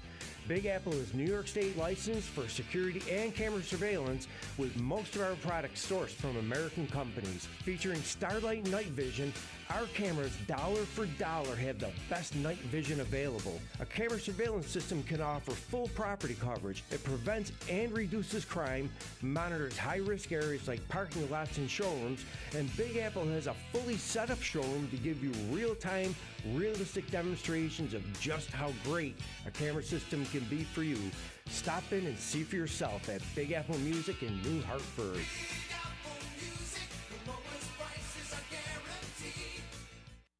Honey, why are you peeking out the window and spying on the neighbors? I can't stop watching what they're doing to their house. Look at that. They added a sunroom and put in a pool. Do you think they won the lottery? No, not the lottery. Julie and Jeff got a home equity loan from Adirondack Bank. They're using the equity from their home to renovate. Really? Yes, Adirondack Bank has home equity rates as low as 3.99% annual percentage rate. You can access the equity in your home to fund almost anything. Huh. Maybe we should call Adirondack Bank. What about a new kitchen. Wouldn't that be awesome? Well, then of course we would need new furniture, and we could repair the roof. Oh, and even take that trip to Italy that we've always talked about. And of course I need a new car. Slow down, honey. Let's go talk to the experts at Adirondack Bank. Stop into your local Adirondack Bank for more information on home equity loan rates as low as 3.99% APR, or call 877-404-2265 for credit costs and terms. Apply today at AdirondackBank.com. Equal housing lender, member FDIC. Are you considering buying an electric vehicle or a plug-in hybrid? Wouldn't it be nice to just fuel up at home with an EV charging station? Potentia is helping to make the convenience of charging easier for your home and your business. As a leader in green electrical projects, Potentia has completed hundreds of large sustainable commercial projects across New York State and are now getting into the residential market. No more stops at the gas station. Charge at home conveniently and economically.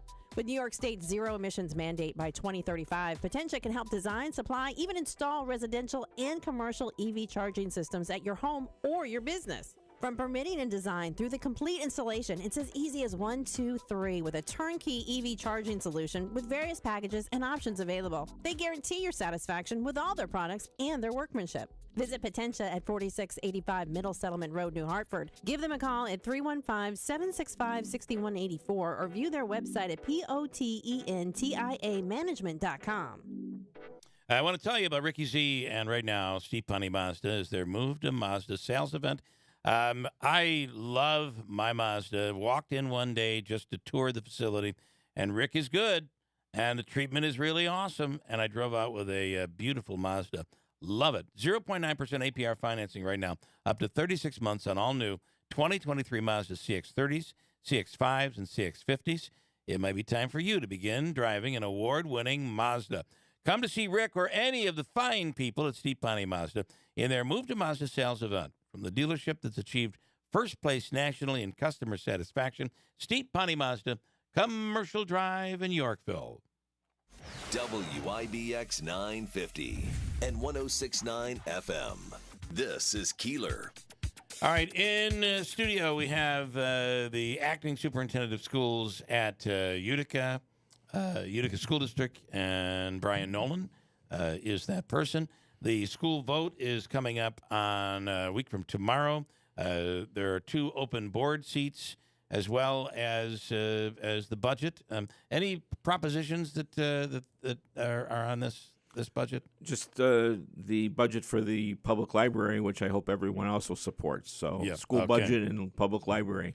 According to the report, we're going to pepper you with a few. We've got about 3 minutes. According to the report by the investigator, at some point, people were told that they had to stop working at the district and work at Mr. Karam's brother's house to do work there.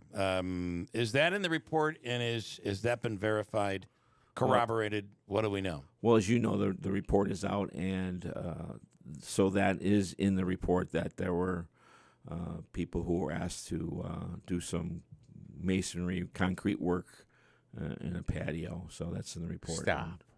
It's in the report. And it's verified?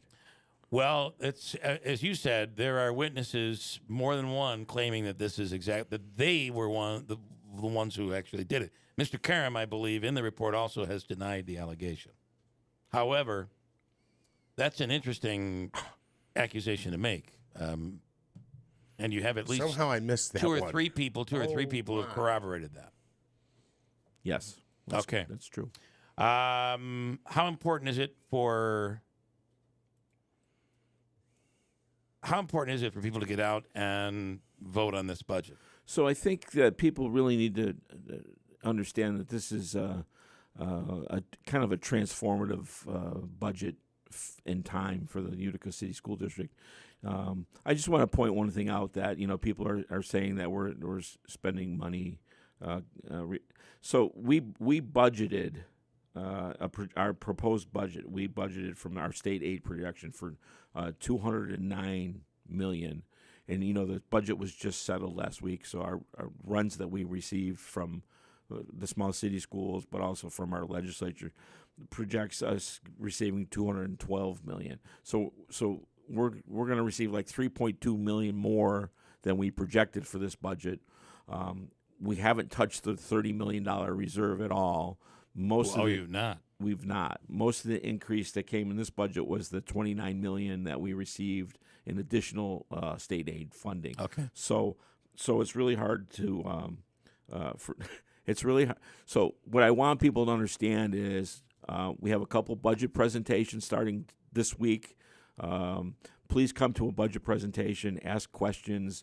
Please don't listen to the people who are ill-informed about the budget or have their own agenda. This is a balanced budget. It took into consideration all the stakeholders in the district, Right. and we're happy to be moving forward with it. Acting Superintendent Brian Nolan, thank you. I appreciate you coming in. Thank you. WIBX Utica Rome, it's 8 o'clock. Trump trial closing arguments. I'm Chris Foster. Fox News. Former President Trump rejects one last chance to testify at his battery and defamation trial in New York before the jury gets the case. He told reporters in Ireland last week he probably would attend and confront his accuser, the writer E. Jean Carroll. She accuses Trump of attacking her in a department store dressing room, then lying about her. The lawyers for both sides are scheduled to deliver their final words today prior to deliberation. Once the jury is charged, it will decide if battery of Carroll, even if it was slight, was proven. Any penalty against the former president would only be monetary. Fox's Grinnell Scott. Vigil in Allen, Texas for the 8 people killed in a shooting at a shopping mall Saturday. We're here to mourn together as a community and pray together for God to comfort us. 3 of the people hurt in the shooting are reported to be in critical condition. The suspect was shot and killed by a police officer. Investigators are still looking into a motive. He was wearing a patch that said RWDS, an acronym for Right Wing Death Squad.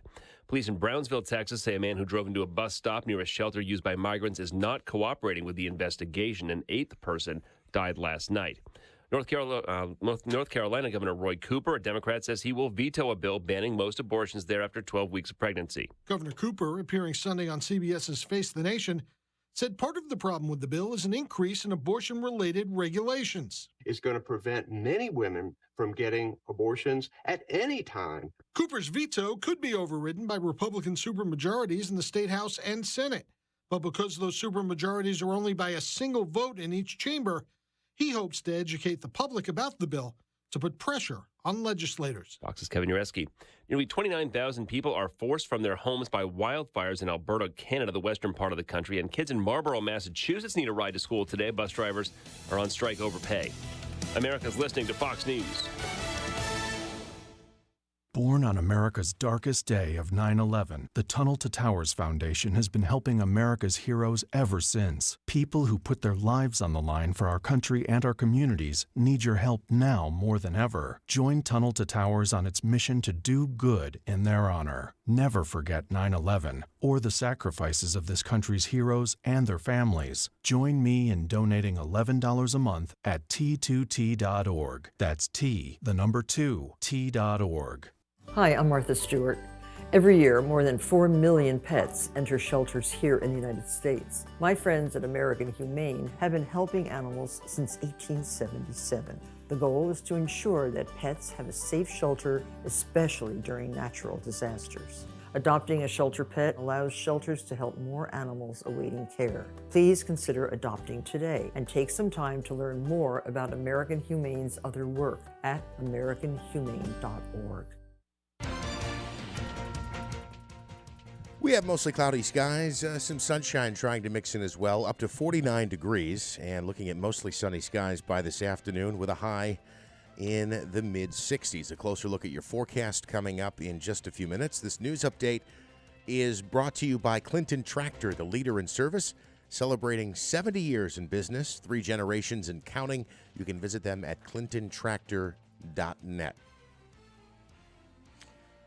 A troubling story out of the Capital Region as an Albany mother faces a charge of attempted murder. She was arrested after police say that she tried to drive her vehicle into the Hudson River with her child on her lap. Investigators allege that 23-year-old Santisha Lopez was involved in a domestic incident, before trying to put the vehicle into the water on Saturday. And the vehicle ended up getting caught on a curb, which prevented it from going into the water. Neither Lopez nor her 2-year-old son were injured. She does face charges including attempted murder and child endangerment. Meanwhile, opening statements scheduled to be heard today in the trial of Noman Hussein, Jury selection started last week and wrapped up on Friday when a panel of 12 jurors and 4 alternates were finally chosen. Hussein was the operator of the limousine that crashed in Schoharie in 2018, resulting in the death of 20 passengers. The trial is likely to last for several weeks. A longtime member of the New York State Assembly who represented parts of Onondaga County for decades, passing away. Gary Finch died on Friday at the age of 79. He began his political career in 1979 as a Village of Aurora trustee. He then moved on to serve 10 terms as the 126th District Representative. That covered parts of Onondaga, Shenango, Cayuga, and Cortland counties. Memorial plans have not yet been released. Live Nation announcing the return of its extremely popular National Concert Week promotion. From this Wednesday, May 10th, through Tuesday the 16th, music fans will be able to purchase tickets to see big-name artists this year for the low cost of $25 per ticket. The general on sale begins on Wednesday morning at 10 a.m. It's likely that tickets will sell quickly. To find a list of shows at participating venues, just go to livenation.com/concert week. Your WIBX Weather Center forecast comes to you from Eyewitness News. Mostly cloudy skies this morning, becoming gradually sunny by this afternoon. A high today of 66 degrees. Clear skies with us through the overnight tonight and a low of 40. And we talked to Craig Flint earlier this morning from Eyewitness News, and he said it was possible tonight to see the northern lights in the Mohawk Valley. So keep an eye out for that. He said don't come out and expect to glance up and see it. You got to spend some time and let your eyes adjust. But it is possible that you could see that tonight. Mostly sunny skies for your Tuesday, 64. Wednesday, sunny, 67. Thursday, sunny, 73. Friday, sunny, 75. Saturday, sunny, 72. Mother's Day on Sunday, we do have a chance of rain showers, but we're hopeful for partly sunny skies and a high of 70. Love doing that forecast. Right now, we have some clouds and 49 degrees. WIBX News Time is 8:06. All right, in sports, we begin with some sad news for SU sports fans as Joe Girard officially is moving on. Girard, the Glens Falls High School basketball star, has revealed where he's going to play next season. He's transferring from SU to Clemson. How about some loyalty? And, maybe I'm just living in a fantasy world, but a little loyalty to go to some school maybe that is not in the ACC. Well, you still see him next year a couple times. Yeah, right, in the ACC. Twice, maybe 3 times they can see him. Girard averaged over 16 points for the Orange this past season. In fact, he ranks 3rd in school history with 297 three-pointers made. He chose Clemson over other schools, including Louisiana State University and Brigham Young. Hockey playoffs, the New Jersey Devils officially back in the series. They rolled the Canes 8-4. They now trail the best of 7, 2-1. They look to even things up tomorrow night when they host the Hurricanes in New Jersey for Game 4. The Utica Comets saw their season come to an end on Friday night. Bill, you were there. The Comets I was there. Lose the series 3-1 and drop the game 4-1. But a great year. I really feel that this has a lot to do with the fact that New Jersey is in the middle of a fierce battle in the NHL Stanley Cup playoffs. I mean, they played well right up until I feel like Toronto overpowered them. Yeah. Yeah. So another great year. Great season. Great year. You're absolutely right. Make the playoffs and playing relevant, meaningful hockey well into the spring. That's certainly something most people would settle for at the beginning of the year. The Knicks hoping to even up their second-round series with the Miami Heat at 2 games apiece. They lost Saturday, so they now trail 2-1. The series, the Knicks will play in Miami tonight, and then the series heads back to New York on Wednesday night for Game 5 at MSG. Baseball, who wants to talk about it? Nobody. But the Mets dropped their second straight to the Rockies. 13-6 was the final. The Mets now under 500 at 17-18. Are you kidding me? We are the highest payroll in all of baseball. I know they're dealing with some injuries, but and I'm going to tell you something. When you really look at it, we've given up more home runs than anybody else. We're blowing games, and yet we're only 1 game under 500. Mets fans should be thankful it's only that bad. Look at you. Because it could be much worse. Bright siding over there. I'm just saying, it could be so much worse. Tell that to Smitty and the other Yankees fans as the Rays took the rubber match yesterday, a final of 8-7 in 10 innings. What makes this especially painful, I'll say, for the Yankees, I guess, or frustrating yesterday. It's still early. But they had their best pitcher on the mound, Garrett Cole, and had a 6-0 lead in this game. They end up losing 8-7 in 10. Got to be a New York thing. That's all I can say. The Knicks, too, man. I mean, for the Knicks to be able to beat the home team in a second-round series, and now they trail to the Heat. I know Jimmy Butler's the best player on the floor, but... Did the Rangers lose their coach over the weekend? Yes. Yeah. There was some type of a falling out with the general manager. He was only there 2 years. They made the playoffs each of the 2 seasons he was there, but I don't know what the nature of the dispute was with the GM, but they mutually parted ways. So the GM is former Ranger great Chris Drury. Oh. So from what I understand from reading the Post yesterday and Saturday night is that he had a fallout with some of the players. The coach did? Yeah. Okay. Of course, they brought the big guy in from St. Louis. I don't know who. I can't pronounce the name. And plus, they brought in former Chicago Blackhawks great Patrick Kane at the trade deadline. So he lost the chemistry of the locker room. All right. Gotcha. The end of the season. Okay. There's a report that they're going to go after Joe Quenneville, who got suspended from the NHL. But in order for them to Rangers to have talks, Gary Bettman has to get approve on this deal. Okay. And then NASCAR, you called the winner over the weekend, Smitty. Yeah, Denny Hamlin passed Kyle Larson. Nice job. Anybody? You did not win. You did not win at the horse race, though, right? Are you talking about me? Yeah. No. But I do have a friend who picked put $100 down on this horse. What was it? Maj? Maj, whatever. Maj? And that paid $1,600, maybe $1,650, something like that.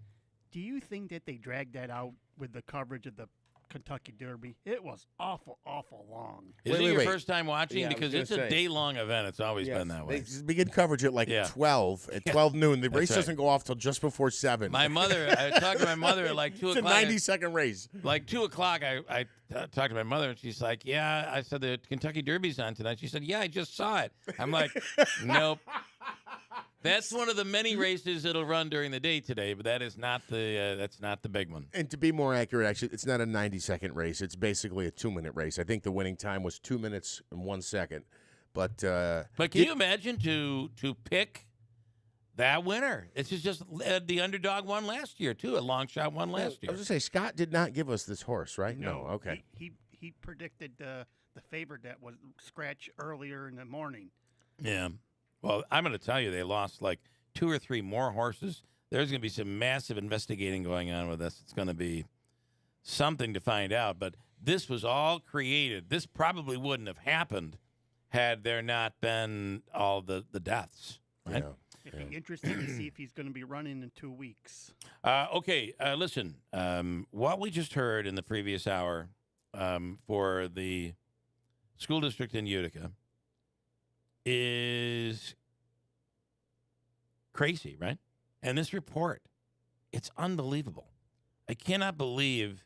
Can you imagine for one moment your superintendent of schools, wherever you might live, ordering or intimidating, requiring, whatever, staff members to go and work on a masonry job at the superintendent's brother's house? Could you imagine something happening like this in your district? That's what's being alleged in this report. I'm imagining among many nice, things. A nice patio, maybe a little pond or something. I don't know. That's where my imagination went. Coming up, we'll do a little more on this. Budget vote is tomorrow. Board member vote is tomorrow. Howard Potter, who ran for school board a few years back, wants to pipe in. And actually, I got to give Howard some credit, is that he has distributed quite a lot of information and has been able to dig in and find certain things that not all members of the media have been able to do. So I give him a great deal of credit for keeping an eye on the ball here. He should be given credit for that. Go ahead. A follow-up from Lance. So, no criminal charges for stealing from the district? No-show jobs are illegal. Loss of vacation and sick time is not much of a penalty.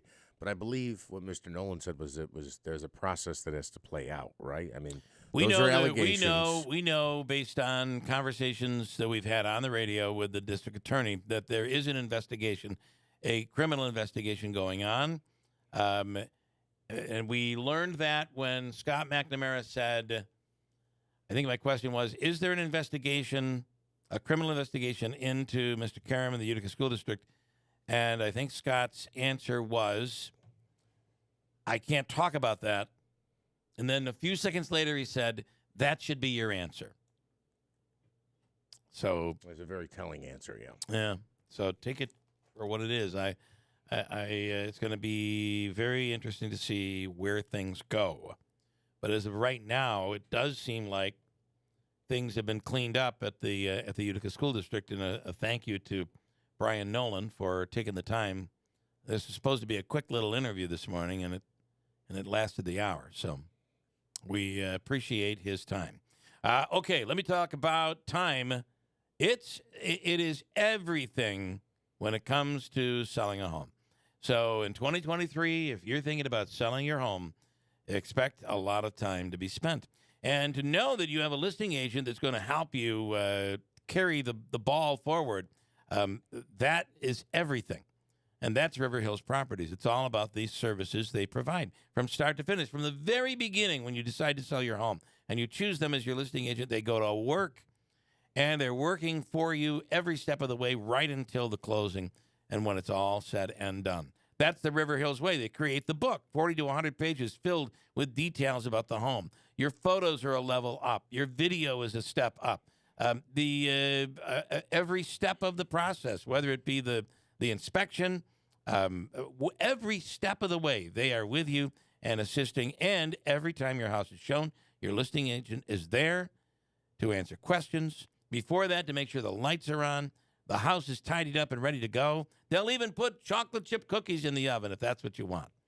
It's the River Hills way. Whatever it takes to get you forward and to relieve that stress level, that's what your listing agent will do. Why wouldn't you list with River Hills? In Barneville, Little Falls, and Utica. Online, it's riverhillspropertiesllc.com. I want chocolate chip cookies. Call 315-896-1009.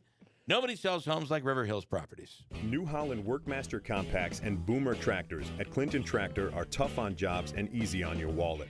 And New Holland offers a long list of attachments, implements, and accessories to expand the versatility.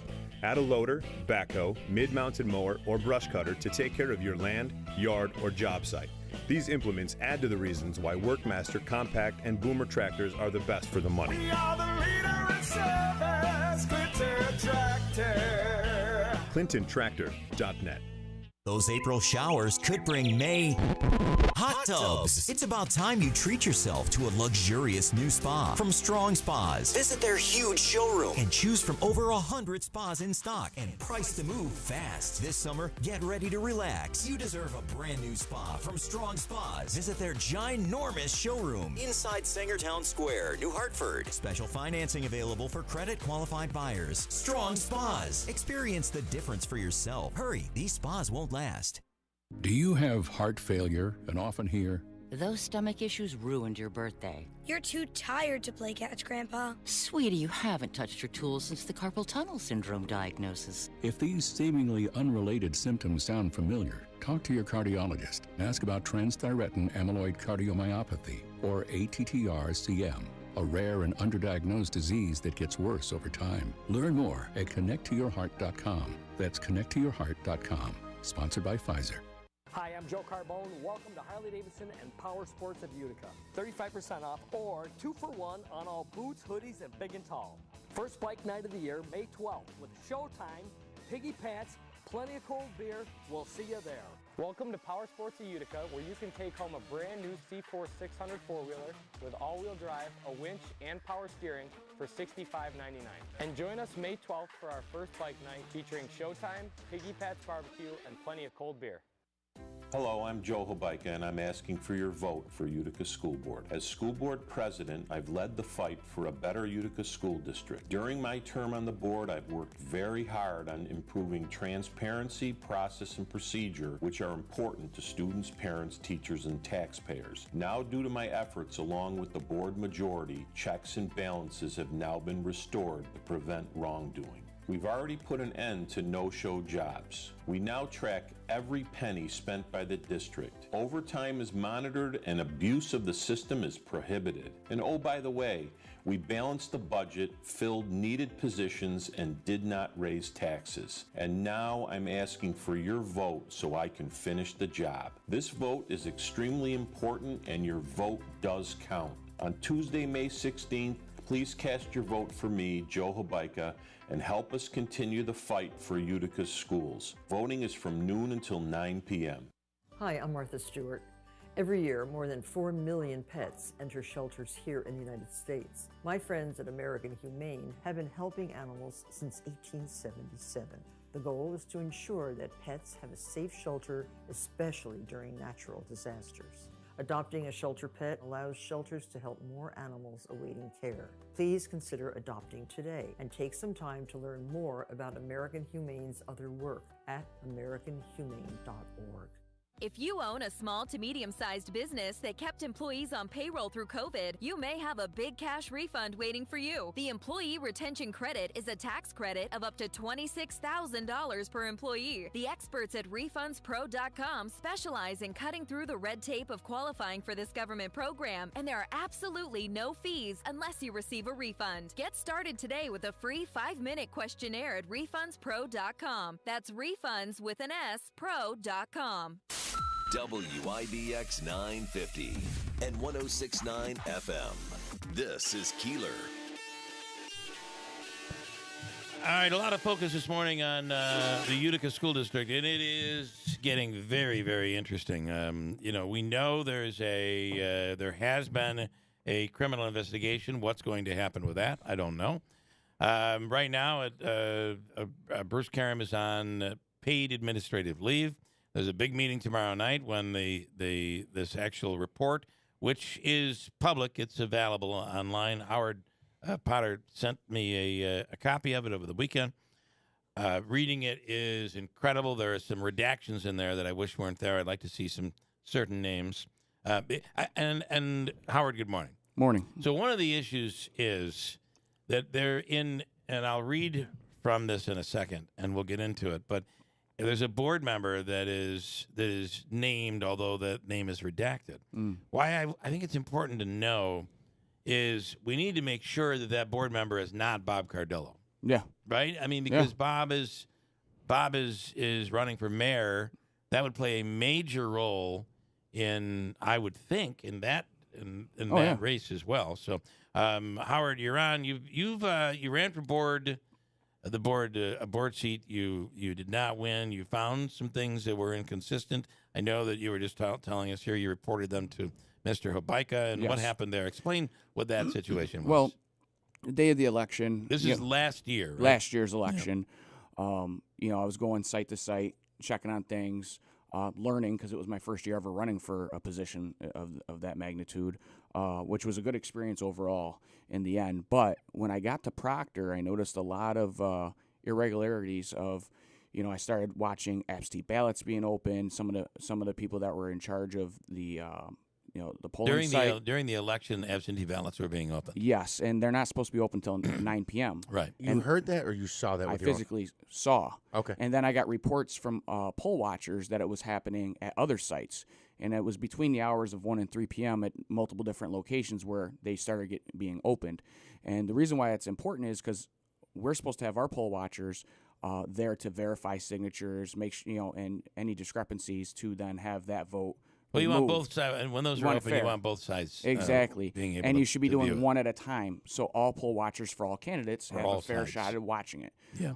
And so once we had seen this and learned about it at other sites, Mr. Hobeika had been walking, and I want to say he came in around 3-4 o'clock, somewhere around there, if I could remember. And I basically let him vote first, let him do what he had to do there, and then I asked to talk to him privately, and I said, hey, listen, this is happening, and he immediately called the attorney for the school district and says, this needs to stop, and it needs to stop now. I mean, he was not having it. Like, he was all over it instantly. So it shouldn't have been happening, but I think I do believe, though, that it was just people who didn't know better. I think I don't think they were trying to cheat. It's just they didn't know any better. Yeah, it was a mixture. And you take the training. There's one training class. If you show up, you show up, but you're still working it. There's people that have just been doing it for years, and that's just the way things went. Things were done. So there was a lot of mixed emotions. And do you think anybody was trying to cheat? I don't think they were trying to, but when you question it, because most people that work these don't really know the rules that well, so it's nice that the United County is going to be stepping in. But yeah, it was definitely some discrepancies. I want to get into some of the things that are on this report here in a second, but just on the these are not the same people who do political elections, or they are the same people who do that. I'm not 100% sure. I know the school district hires these people, and I don't Board of think Elections they are. has nothing to do with it. Yeah.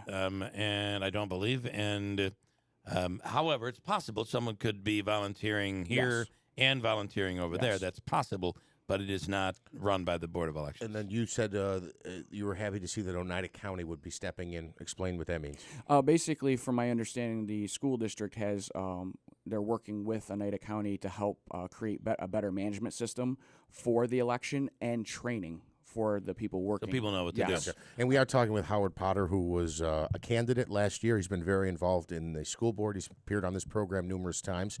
And, in fact, I believe provided us with it was available, but he sent it to us. You sent it to me over the weekend, the redacted report, which will be presented tomorrow night at the district.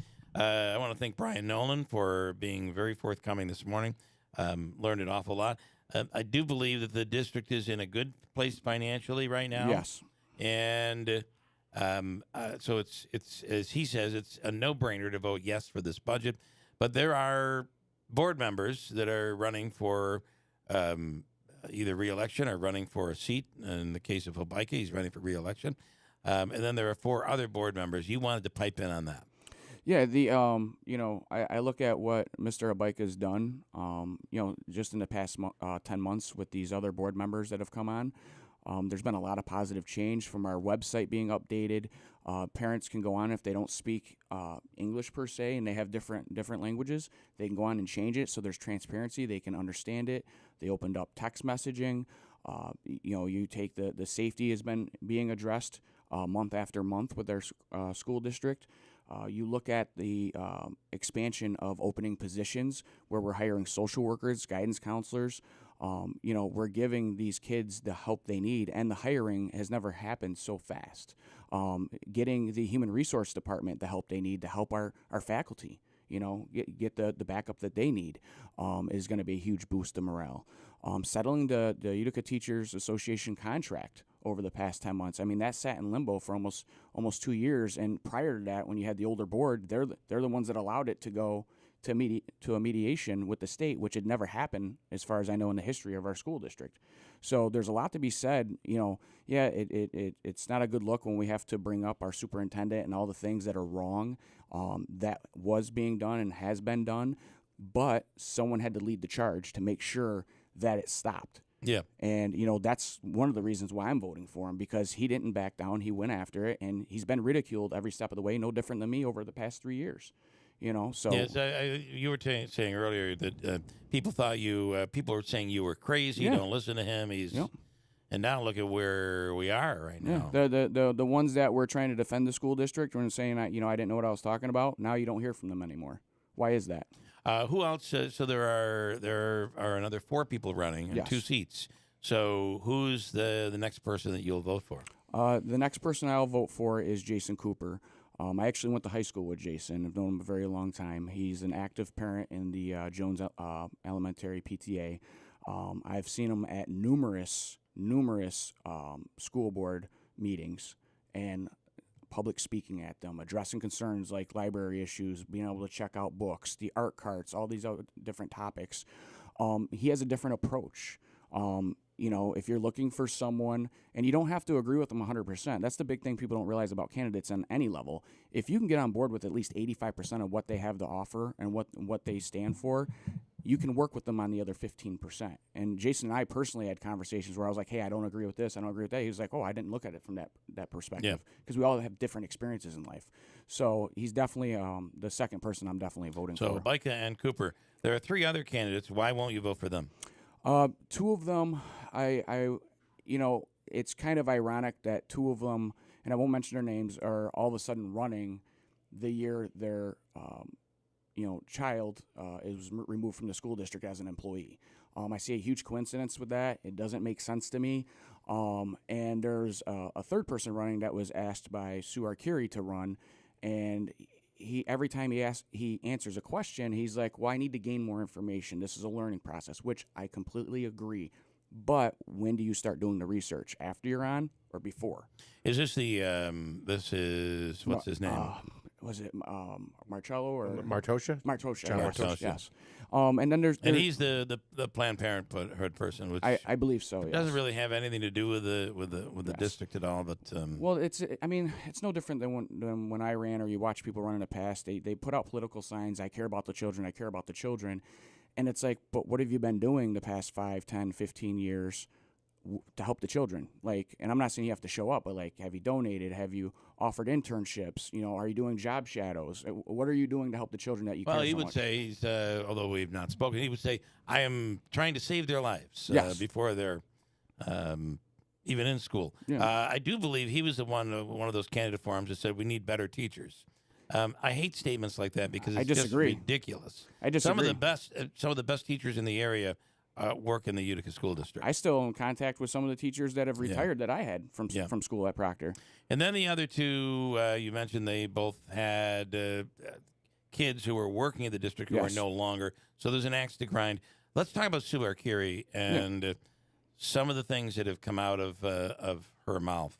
Well, I mean, you on her blog. I mean, you just take me to where I'm into little girls. I don't pay my taxes. What? Oh, you name it. You name it. I'm a mental case because I grew up in a house good shepherd. The list is a mile long. Are you considering legal action? No, because I did at first, but then I looked at it and I'm like, what's the point at the end of the day? She's gonna say what she wants to say. She's gonna do what she wants to do. It's been proven a million times over. I really feel bad for her at the end of the day.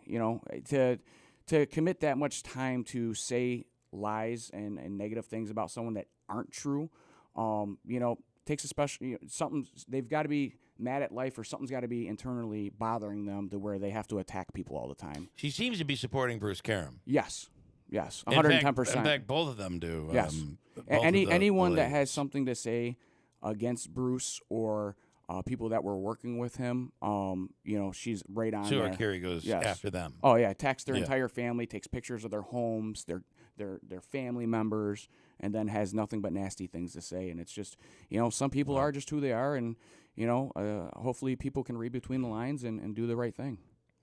The other thing is, do not think that, Havika and Cooper have it in the bag. To me, and I said this on Friday, that I feel like those 2 are the ones you should vote for. Yeah.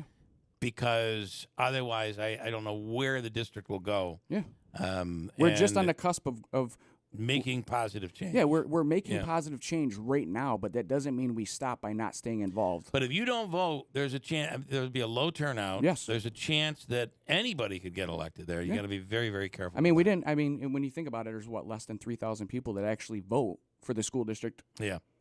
When you get to those numbers, it gets very scary. I was going to say, I've reached out, and I'll extend the invite to any of them if they're listening. Any of the candidates running, welcome to come on the show and answer questions. Yep. There was a reference, I don't know if Howard said it, Bill, or if you said it, that there were 2 people running who they were employees of the district. They are relatives of former employees of the district.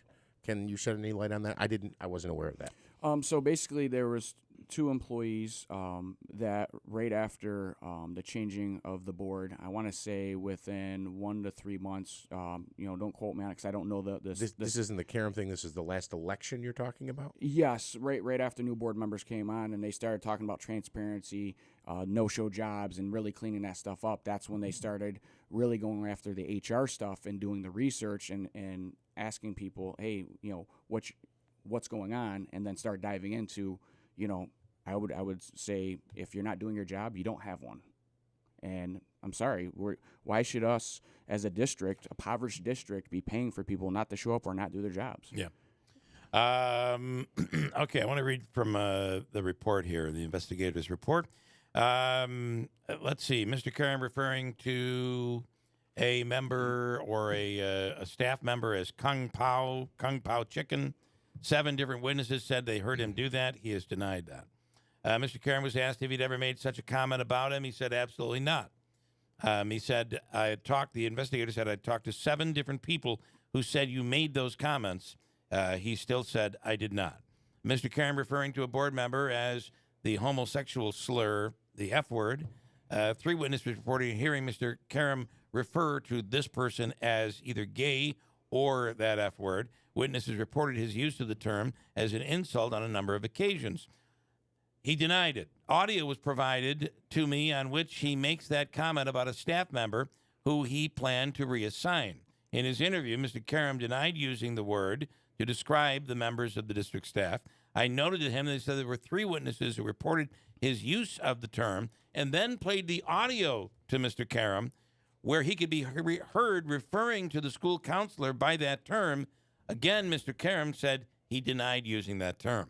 So after he was played the audio of him using that term, he came back and said, I deny that. Yeah, I it's a little disheartening, one, that the staff had to go through that. I'm very, Mr. Karam, why is everybody around here so fat and ugly? This is out of the report. Yeah, imagine a business owner doing that. We talked about this as well. There's no way a business owner could get away with that. Or an employee, for that matter. Or an employee. Look, referring to so-and-so as a midget. Come on. Was he? Bill got a little heated on that one. Talking to me? I don't know. Look, as a guy who I feel comfortable saying this, and with all due respect to Mr. Karam, he's more than welcome to come on the show. But I feel like I can say this as a guy who's 50 pounds overweight, probably at least 50 pounds overweight. Who is he to be calling somebody fat? In 2021, fall of 2021, according to the report, Mr. Karam asked 2 administrators whether they ate blank or blank burgers. You figure it out. So this is in reference to, I think it was one of the admin, wasn't it? It's a nickname for a part of a woman's body. Is that correct? Yeah. Genital area. Or a rodent that builds dams. Yes. In an interview, Mr. Karam said he never made those comments. Mr. Karam mocked his support person by making fun of her speech, which was affected by a stroke she had previously suffered, etc., etc. He says this has not happened. However, the investigator says that there are at least 3 and up to 7 people, witnesses, who've heard the comments that were made. One more I want to get to. In his interview with Mr. Karam, absolutely denied that he had told 3 members of Building and Maintenance Department to take time off from work to pour cement for a patio at his brother's home. The investigator said, I interviewed 3 employees from the district buildings and grounds department who were reportedly involved in the matter, as well as blank, a redacted name. Their statements were consistent in all regards. From their statements, it is clear Mr. Karam called blank and asked if he could do him a favor by taking time off from work to pour concrete for a patio at his brother's home. Mr. Karam also asked blank to ask another person, as well as 2 other employees, to take time off to do the job. Well, so to be clear here, now, if I'm understanding what you're saying, so this is, can I use myself as an example? Hey, Jeff, we need you to do something. Can you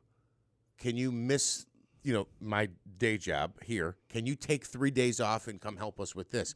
That doesn't seem to be an impropriety, right? I mean, you get vacation days. Now, it's different if they say you're still on the clock for the district and you're going to go do that.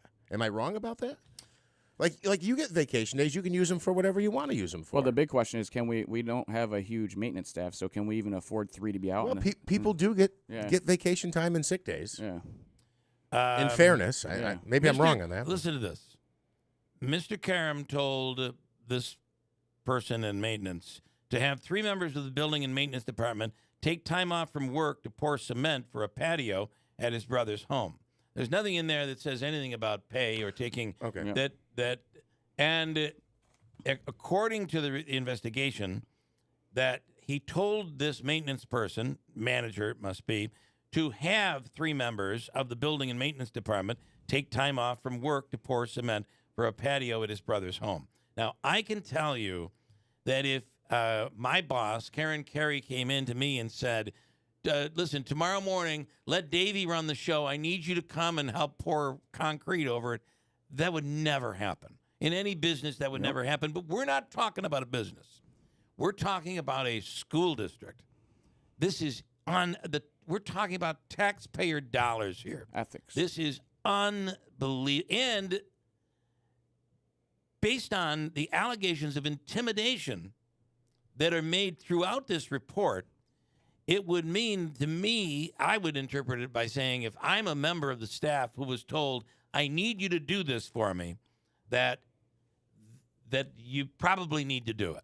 And that is the intimidation that these people are complaining about and reporting to the investigator. Working in fear and knowing if you leave that job, you'll be blackballed. The employees, and this goes on, and this might address some of what you had said, the employees were told they had to take leave time from their regular positions to do the work. It appears from absence records that the work took place on October 19th, 2021. 2 of the employees put in for sick leave and 1 for vacation, so they had to give up a vacation day to do this. Each of the employees felt they had to, this is important. I asked, you got the answer, thank you. Each of the employees felt they had to do this job for Mr. Karam's brother on their paid leave time, or there would be consequences at work. Blank said he has been in the district for 30 years and knew that if he didn't do this, quote, favor, he wouldn't get overtime or materials he needed to do his job. He said that if he refused to do the work, he, quote, would be punished. The other 2 employees, Blank and Blank, expressed the same sentiment. All 3 said they were paid $100 by Blank. All 3 stated that 1 or 2 times in the past, they have been asked to take leave time off from their jobs from the school district to do the work on homes of either Blank or Bruce Karam. They each claimed that they did not receive any compensation for that prior work. Each man believed that if they did not do the work, they would, in the words of 2 of the employees, be, quote, blackballed. Well, there's the answer, I guess, okay? Is this unbelievable? So is he going to actually sit there and say every adult is lying? Well, I mean, that's pretty much what it's saying. In the report, he's basically saying everyone is lying. Recordings don't matter. Reports don't matter. He's saying the voice you're hearing on the recording, I deny it still. I mean, this is just here's mind-blowing when you go through this report. Every single taxpayer and parent and employee in the school district should be so livid over this type of behavior. And then how bad was it that these employees didn't feel like they could speak, or they would become a victim in the district? I mean, what are we operating here? Does not sound like a school district. No. It's a do-it-or-else system. It's unbelievable. Anybody add to it? No. And I'm glad I asked the question, because I was like, well, what does that mean? And I'm glad you broke that down for what the allegation is. And go back to the report. That was actually sent to me over the weekend. So as soon as I got it, read it, I sent it on over. Thank you for that. There's a lot of people that really need to be, they don't want their name mentioned, but there's probably 50, 60 people at minimum within our community, in and out of our school district, that have been really helpful to me to be able to do the research and put the time in to get the answers. Well, think of the number of people who have left the school district to avoid this type of behavior. I want to continue with the work at the brother's house and being blackballed. Are you ready? Yep. Blank provided, this is according to the investigators report, Blank provided a screenshot of a text message that he said he received from Blank the day he was working on Blank's patio. In the screenshot, there is a message, quote, "I don't know what time I'm getting out of here." Below that is a picture of the patio after the cement has been poured and lined. Next, there's another message. "Did we suck enough blank for today? LOL." It continues. It must be noted that Mr. Karam directed listen to this. This is according to the investigator. It must be noted that Mr. Karam directed an IT employee to delete emails from his district email account that were from or to his blank, blank, and blank's email or text message, who are also district employees. This was done the day before he was placed. This was done the day before Mr. Karam was placed on administrative leave. In his interview, Mr. Karam stated he had never asked anyone to take time off to work on his or his family's homes. So people just randomly have photos of the day of the work and just showed up for fun of it. You know, as his attorney said to us, everything in that report is basically just Mr. Karam using foul language. There's nothing else there. Boy, it does not seem like that is the case, does it? It seems like there's so much more there and so many more allegations. And when you say it's their word against his word, the problem is the we're talking about here are 3, 4, 5, 6, 7 witnesses at a time. I mean, you're talking an investigation, you're talking audio, you're talking text messages, you're talking pictures and text messages. How much more do you have to show to prove? Yeah. Anything you want to add, Howard? We appreciate your time. Basically, I just want to tell everybody, you're going to vote for who you vote for. That's your right. But I strongly recommend Mr. Habaika and Mr. Cooper for our school board seats. And you know what? If you have strong opinions or views on who you want to vote for, I just hope that you get out and vote. That's the number one priority. These are our children, our community. And even if you don't have children in this community, it's still your place of where you live.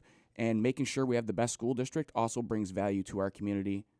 So there's a whole other thing about who signed petitions for and carried petitions for Sue Arcuri.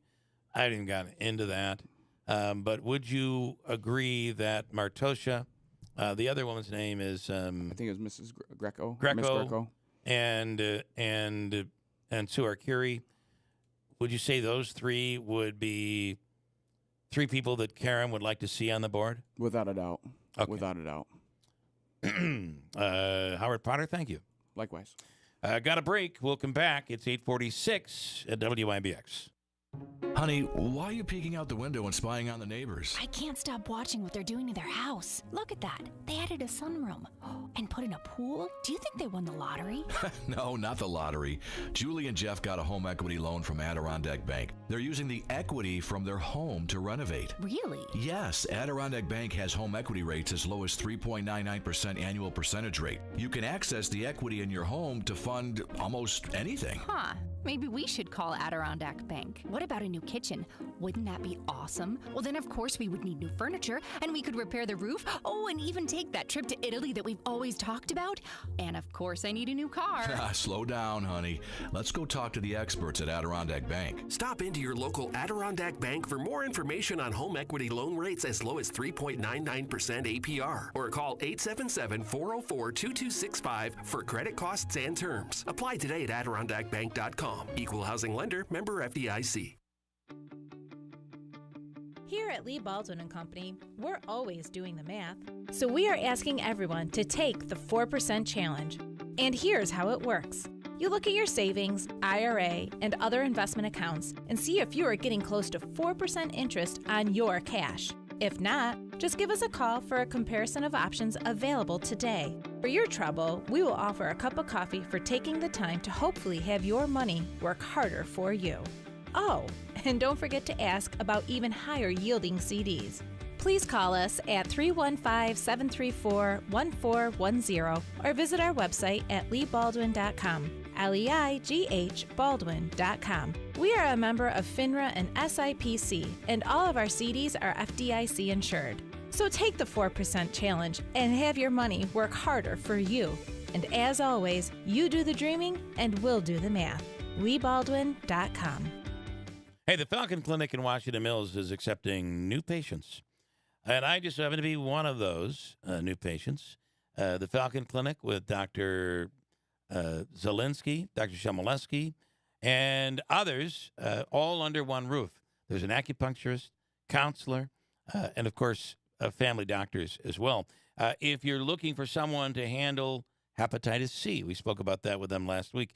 This is something that you could innocently have. It spreads tremendously quickly, different than hepatitis A or B. Hepatitis C is something that could happen during a blood transfusion. It could have happened years ago and been dormant in your body and doesn't start to come up until years later. You could be dealing with fatigue, aches and pains, and you just don't know what's causing it. You might be surprised that 1 in 8 people are hepatitis C positive, and it is 100% curable. Not treatable, 100% curable. Dr. Shemaleski is Hep C certified. Call today at 315-507-4751 or visit them online, falconclinic.com. The Falcon Clinic in Washington Mills. Are you sick of being just a number or doing a mindless job? Become a craftsman in a trade. Become an IBEW electrician. The IBEW and the Electrician Training Alliance will give you all the tools necessary at their state-of-the-art training facility. Earn as you learn. Paid training while you get your certification. What are you waiting for? Become an IBEW Local 43 electrician. Call or go online today to learn more. Find your career at IBEW and let the Electrician Training Alliance light up your future. Hello, I'm Joe Hobeika, and I'm asking for your vote for Utica School Board. As school board president, I've led the fight for a better Utica school district. During my term on the board, I've worked very hard on improving transparency, process, and procedure, which are important to students, parents, teachers, and taxpayers. Now, due to my efforts along with the board majority, checks and balances have now been restored to prevent wrongdoing. We've already put an end to no-show jobs. We now track every penny spent by the district. Overtime is monitored and abuse of the system is prohibited. And oh, by the way, we balanced the budget, filled needed positions, and did not raise taxes. And now I'm asking for your vote so I can finish the job. This vote is extremely important and your vote does count. On Tuesday, May 16th, please cast your vote for me, Joe Hobeika, and help us continue the fight for Utica's schools. Voting is from noon until 9 p.m. Hey, if it's heating and cooling, hard to believe, but it's true. We're going to start worrying about cooling once again. Heating, cooling, insulation, it's Fred F. Collis & Sons. We use them, and they do an amazing job. We're having an issue in the middle of the wintertime. That's when it always happens, right? They're on call 24/7. They'll be there to protect you. And you know that Collis is the 2023 recipient of the President's Award at the Carrier Conference held in Austin, Texas. Carrier notes that it's for outstanding leadership in several areas, including business management, customer satisfaction, HVAC expertise, and operational excellence. We've seen that firsthand in our home. Now, there are options for you when it comes to cooling your home. There are ductless mini splits. You may be in a house where you want to add air conditioning and you want to do it efficiently, but you don't have all the ductwork. Ductless mini splits, a great option. And central air as well if you have the ductwork. With the rising temperatures, you may be thinking about upgrading your home. Reach out to Collis today. Also, Collis is hiring. A great career opportunity for insulation installers. They're seeking a crew leader for their installation team. Head over to their careers page at fredfcollis.com to learn more. Fred F. Collis & Sons, heating, cooling, and insulation. WIBX 950 and 106.9 FM. This is Keeler. And one more, the official copy of the Keeler in the Morning Radio program is Daylight Donuts in New Hartford. Kid Chris was on the radio. Chris Foley was with us on Friday morning and remembers here, Daylight Donuts, and went over just for the pistachio latte. Daylight Donuts, a fast drive-through. You're in and out. You're on your way. It's Daylight Donuts in the Village Well, of New what Hartford. did he think of it, though? I'm just saying he went there twice. Okay. I've got to try that one because I'm actually a big pistachio fan myself. Hello, Scott in Kirkville over the way. Anything else you want to say on the school board? I was going to mention something school about district? pistachio before we moved on, but go right ahead. I mean, I just want it to be known that it is our job to, when there are stories like these, to cover stories like these. They're not easy. Not everybody wants to hear it. It's difficult to talk about. I can't even believe some of the things we've talked about, but somebody has got to stand up for what is true and what isn't true. And at the very least, it's our job to, when a report like this is submitted, and there are several witnesses, and you have to give credibility to the report, right? It's an independent investigation. It is our duty to report on that. I know we went a little long with it today, but I can't believe we had so much information that we've been talking about, when you think about it, for the last couple of years. And there's a lot of innuendo out there, a lot of rumors, and now it's coming to a head. I think a lot is going to start happening right now. So keep an eye on it. If you're in Utica, it's your taxpayer dollars. If you're outside Utica, you're like, man, am I glad I'm outside Utica. And with that $30 million, should taxpayers expect like a rebate check? Right? I mean, they've accumulated $30 million in this reserve fund. I have a feeling that there's a lot of money right now that reserve is going to become very important moving forward. The issue you're going to have is we have all this COVID money out there, and everybody's COVID money heavy.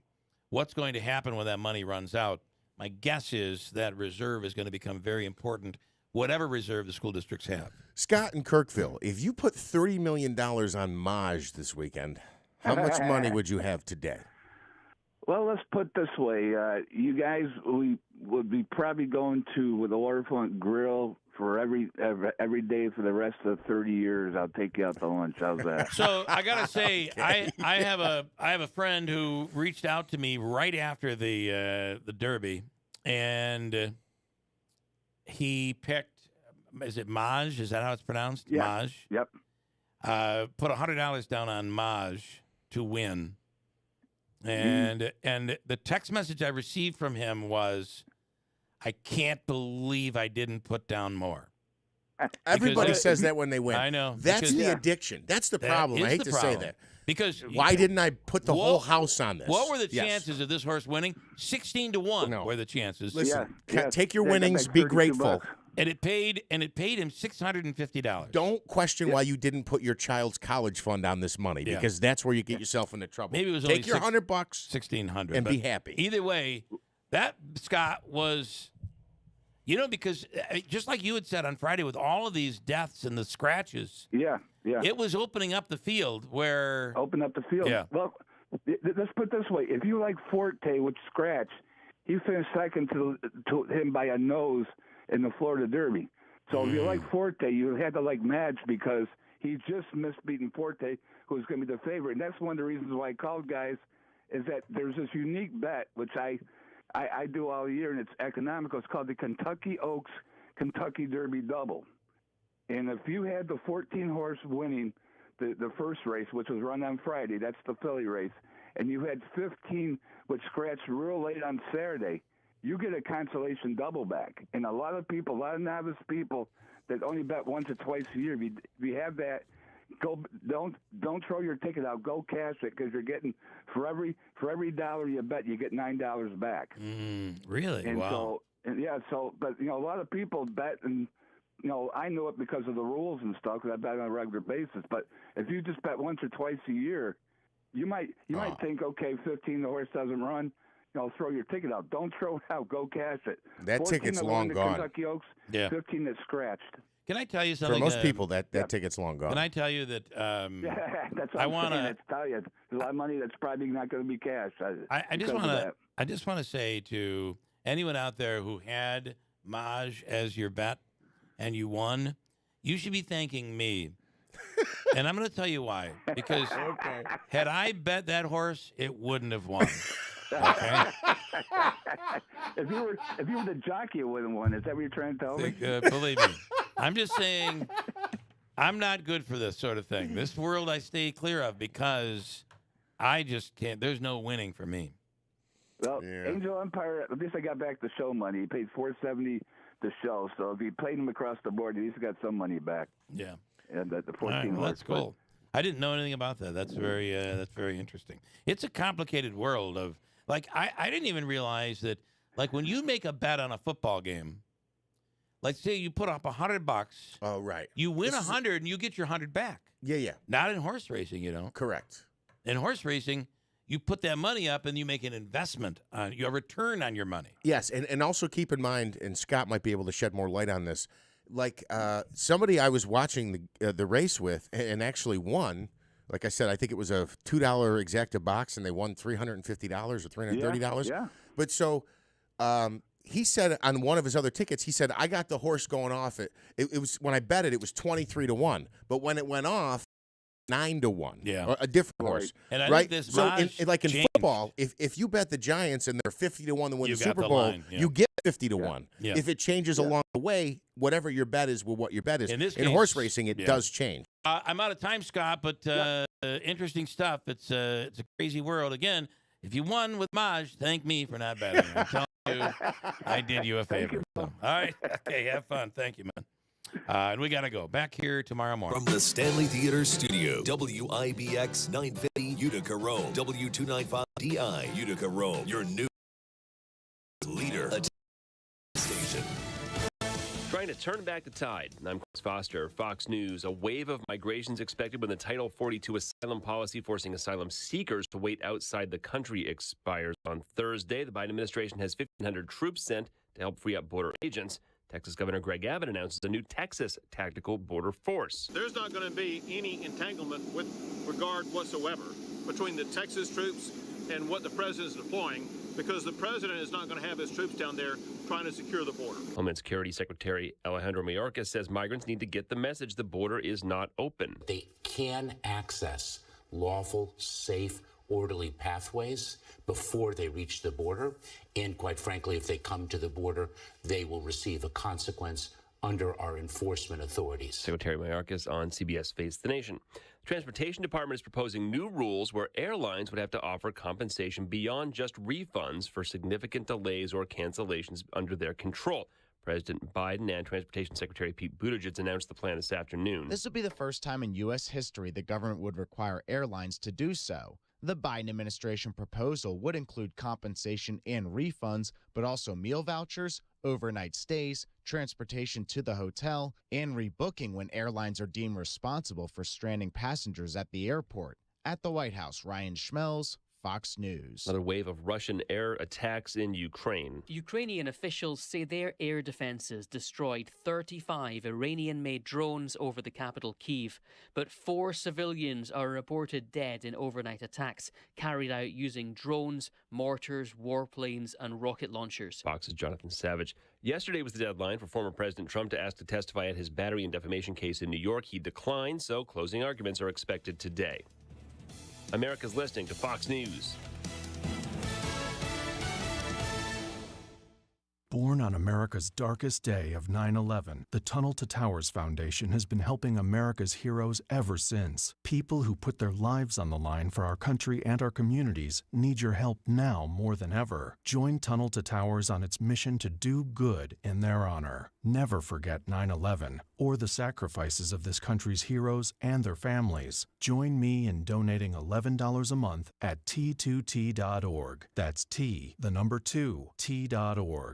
Hi, I'm Martha Stewart.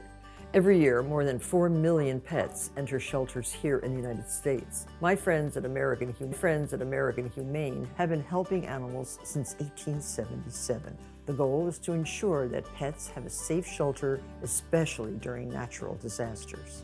Adopting a shelter pet allows shelters to help more animals awaiting care. Please consider adopting today and take some time to learn more about American Humane's other work at AmericanHumane.org. Those April showers could bring May hot tubs. It's about time you treat yourself to a luxurious new spa from Strong Spas. Visit their huge showroom and choose from over 100 spas in stock and priced to move fast. This summer, get ready to relax. You deserve a brand new spa from Strong Spas. Visit their ginormous showroom inside Sangertown Square, New Hartford. Special financing available for credit qualified buyers. Strong Spas. Experience the difference for yourself. Hurry, these spas won't last. Are you ready to make the most important decision for your child's future? Some are easy, some are not. Some make all the difference, like choosing Notre Dame schools. Offering grades pre-K through 12, your child will be ready to learn.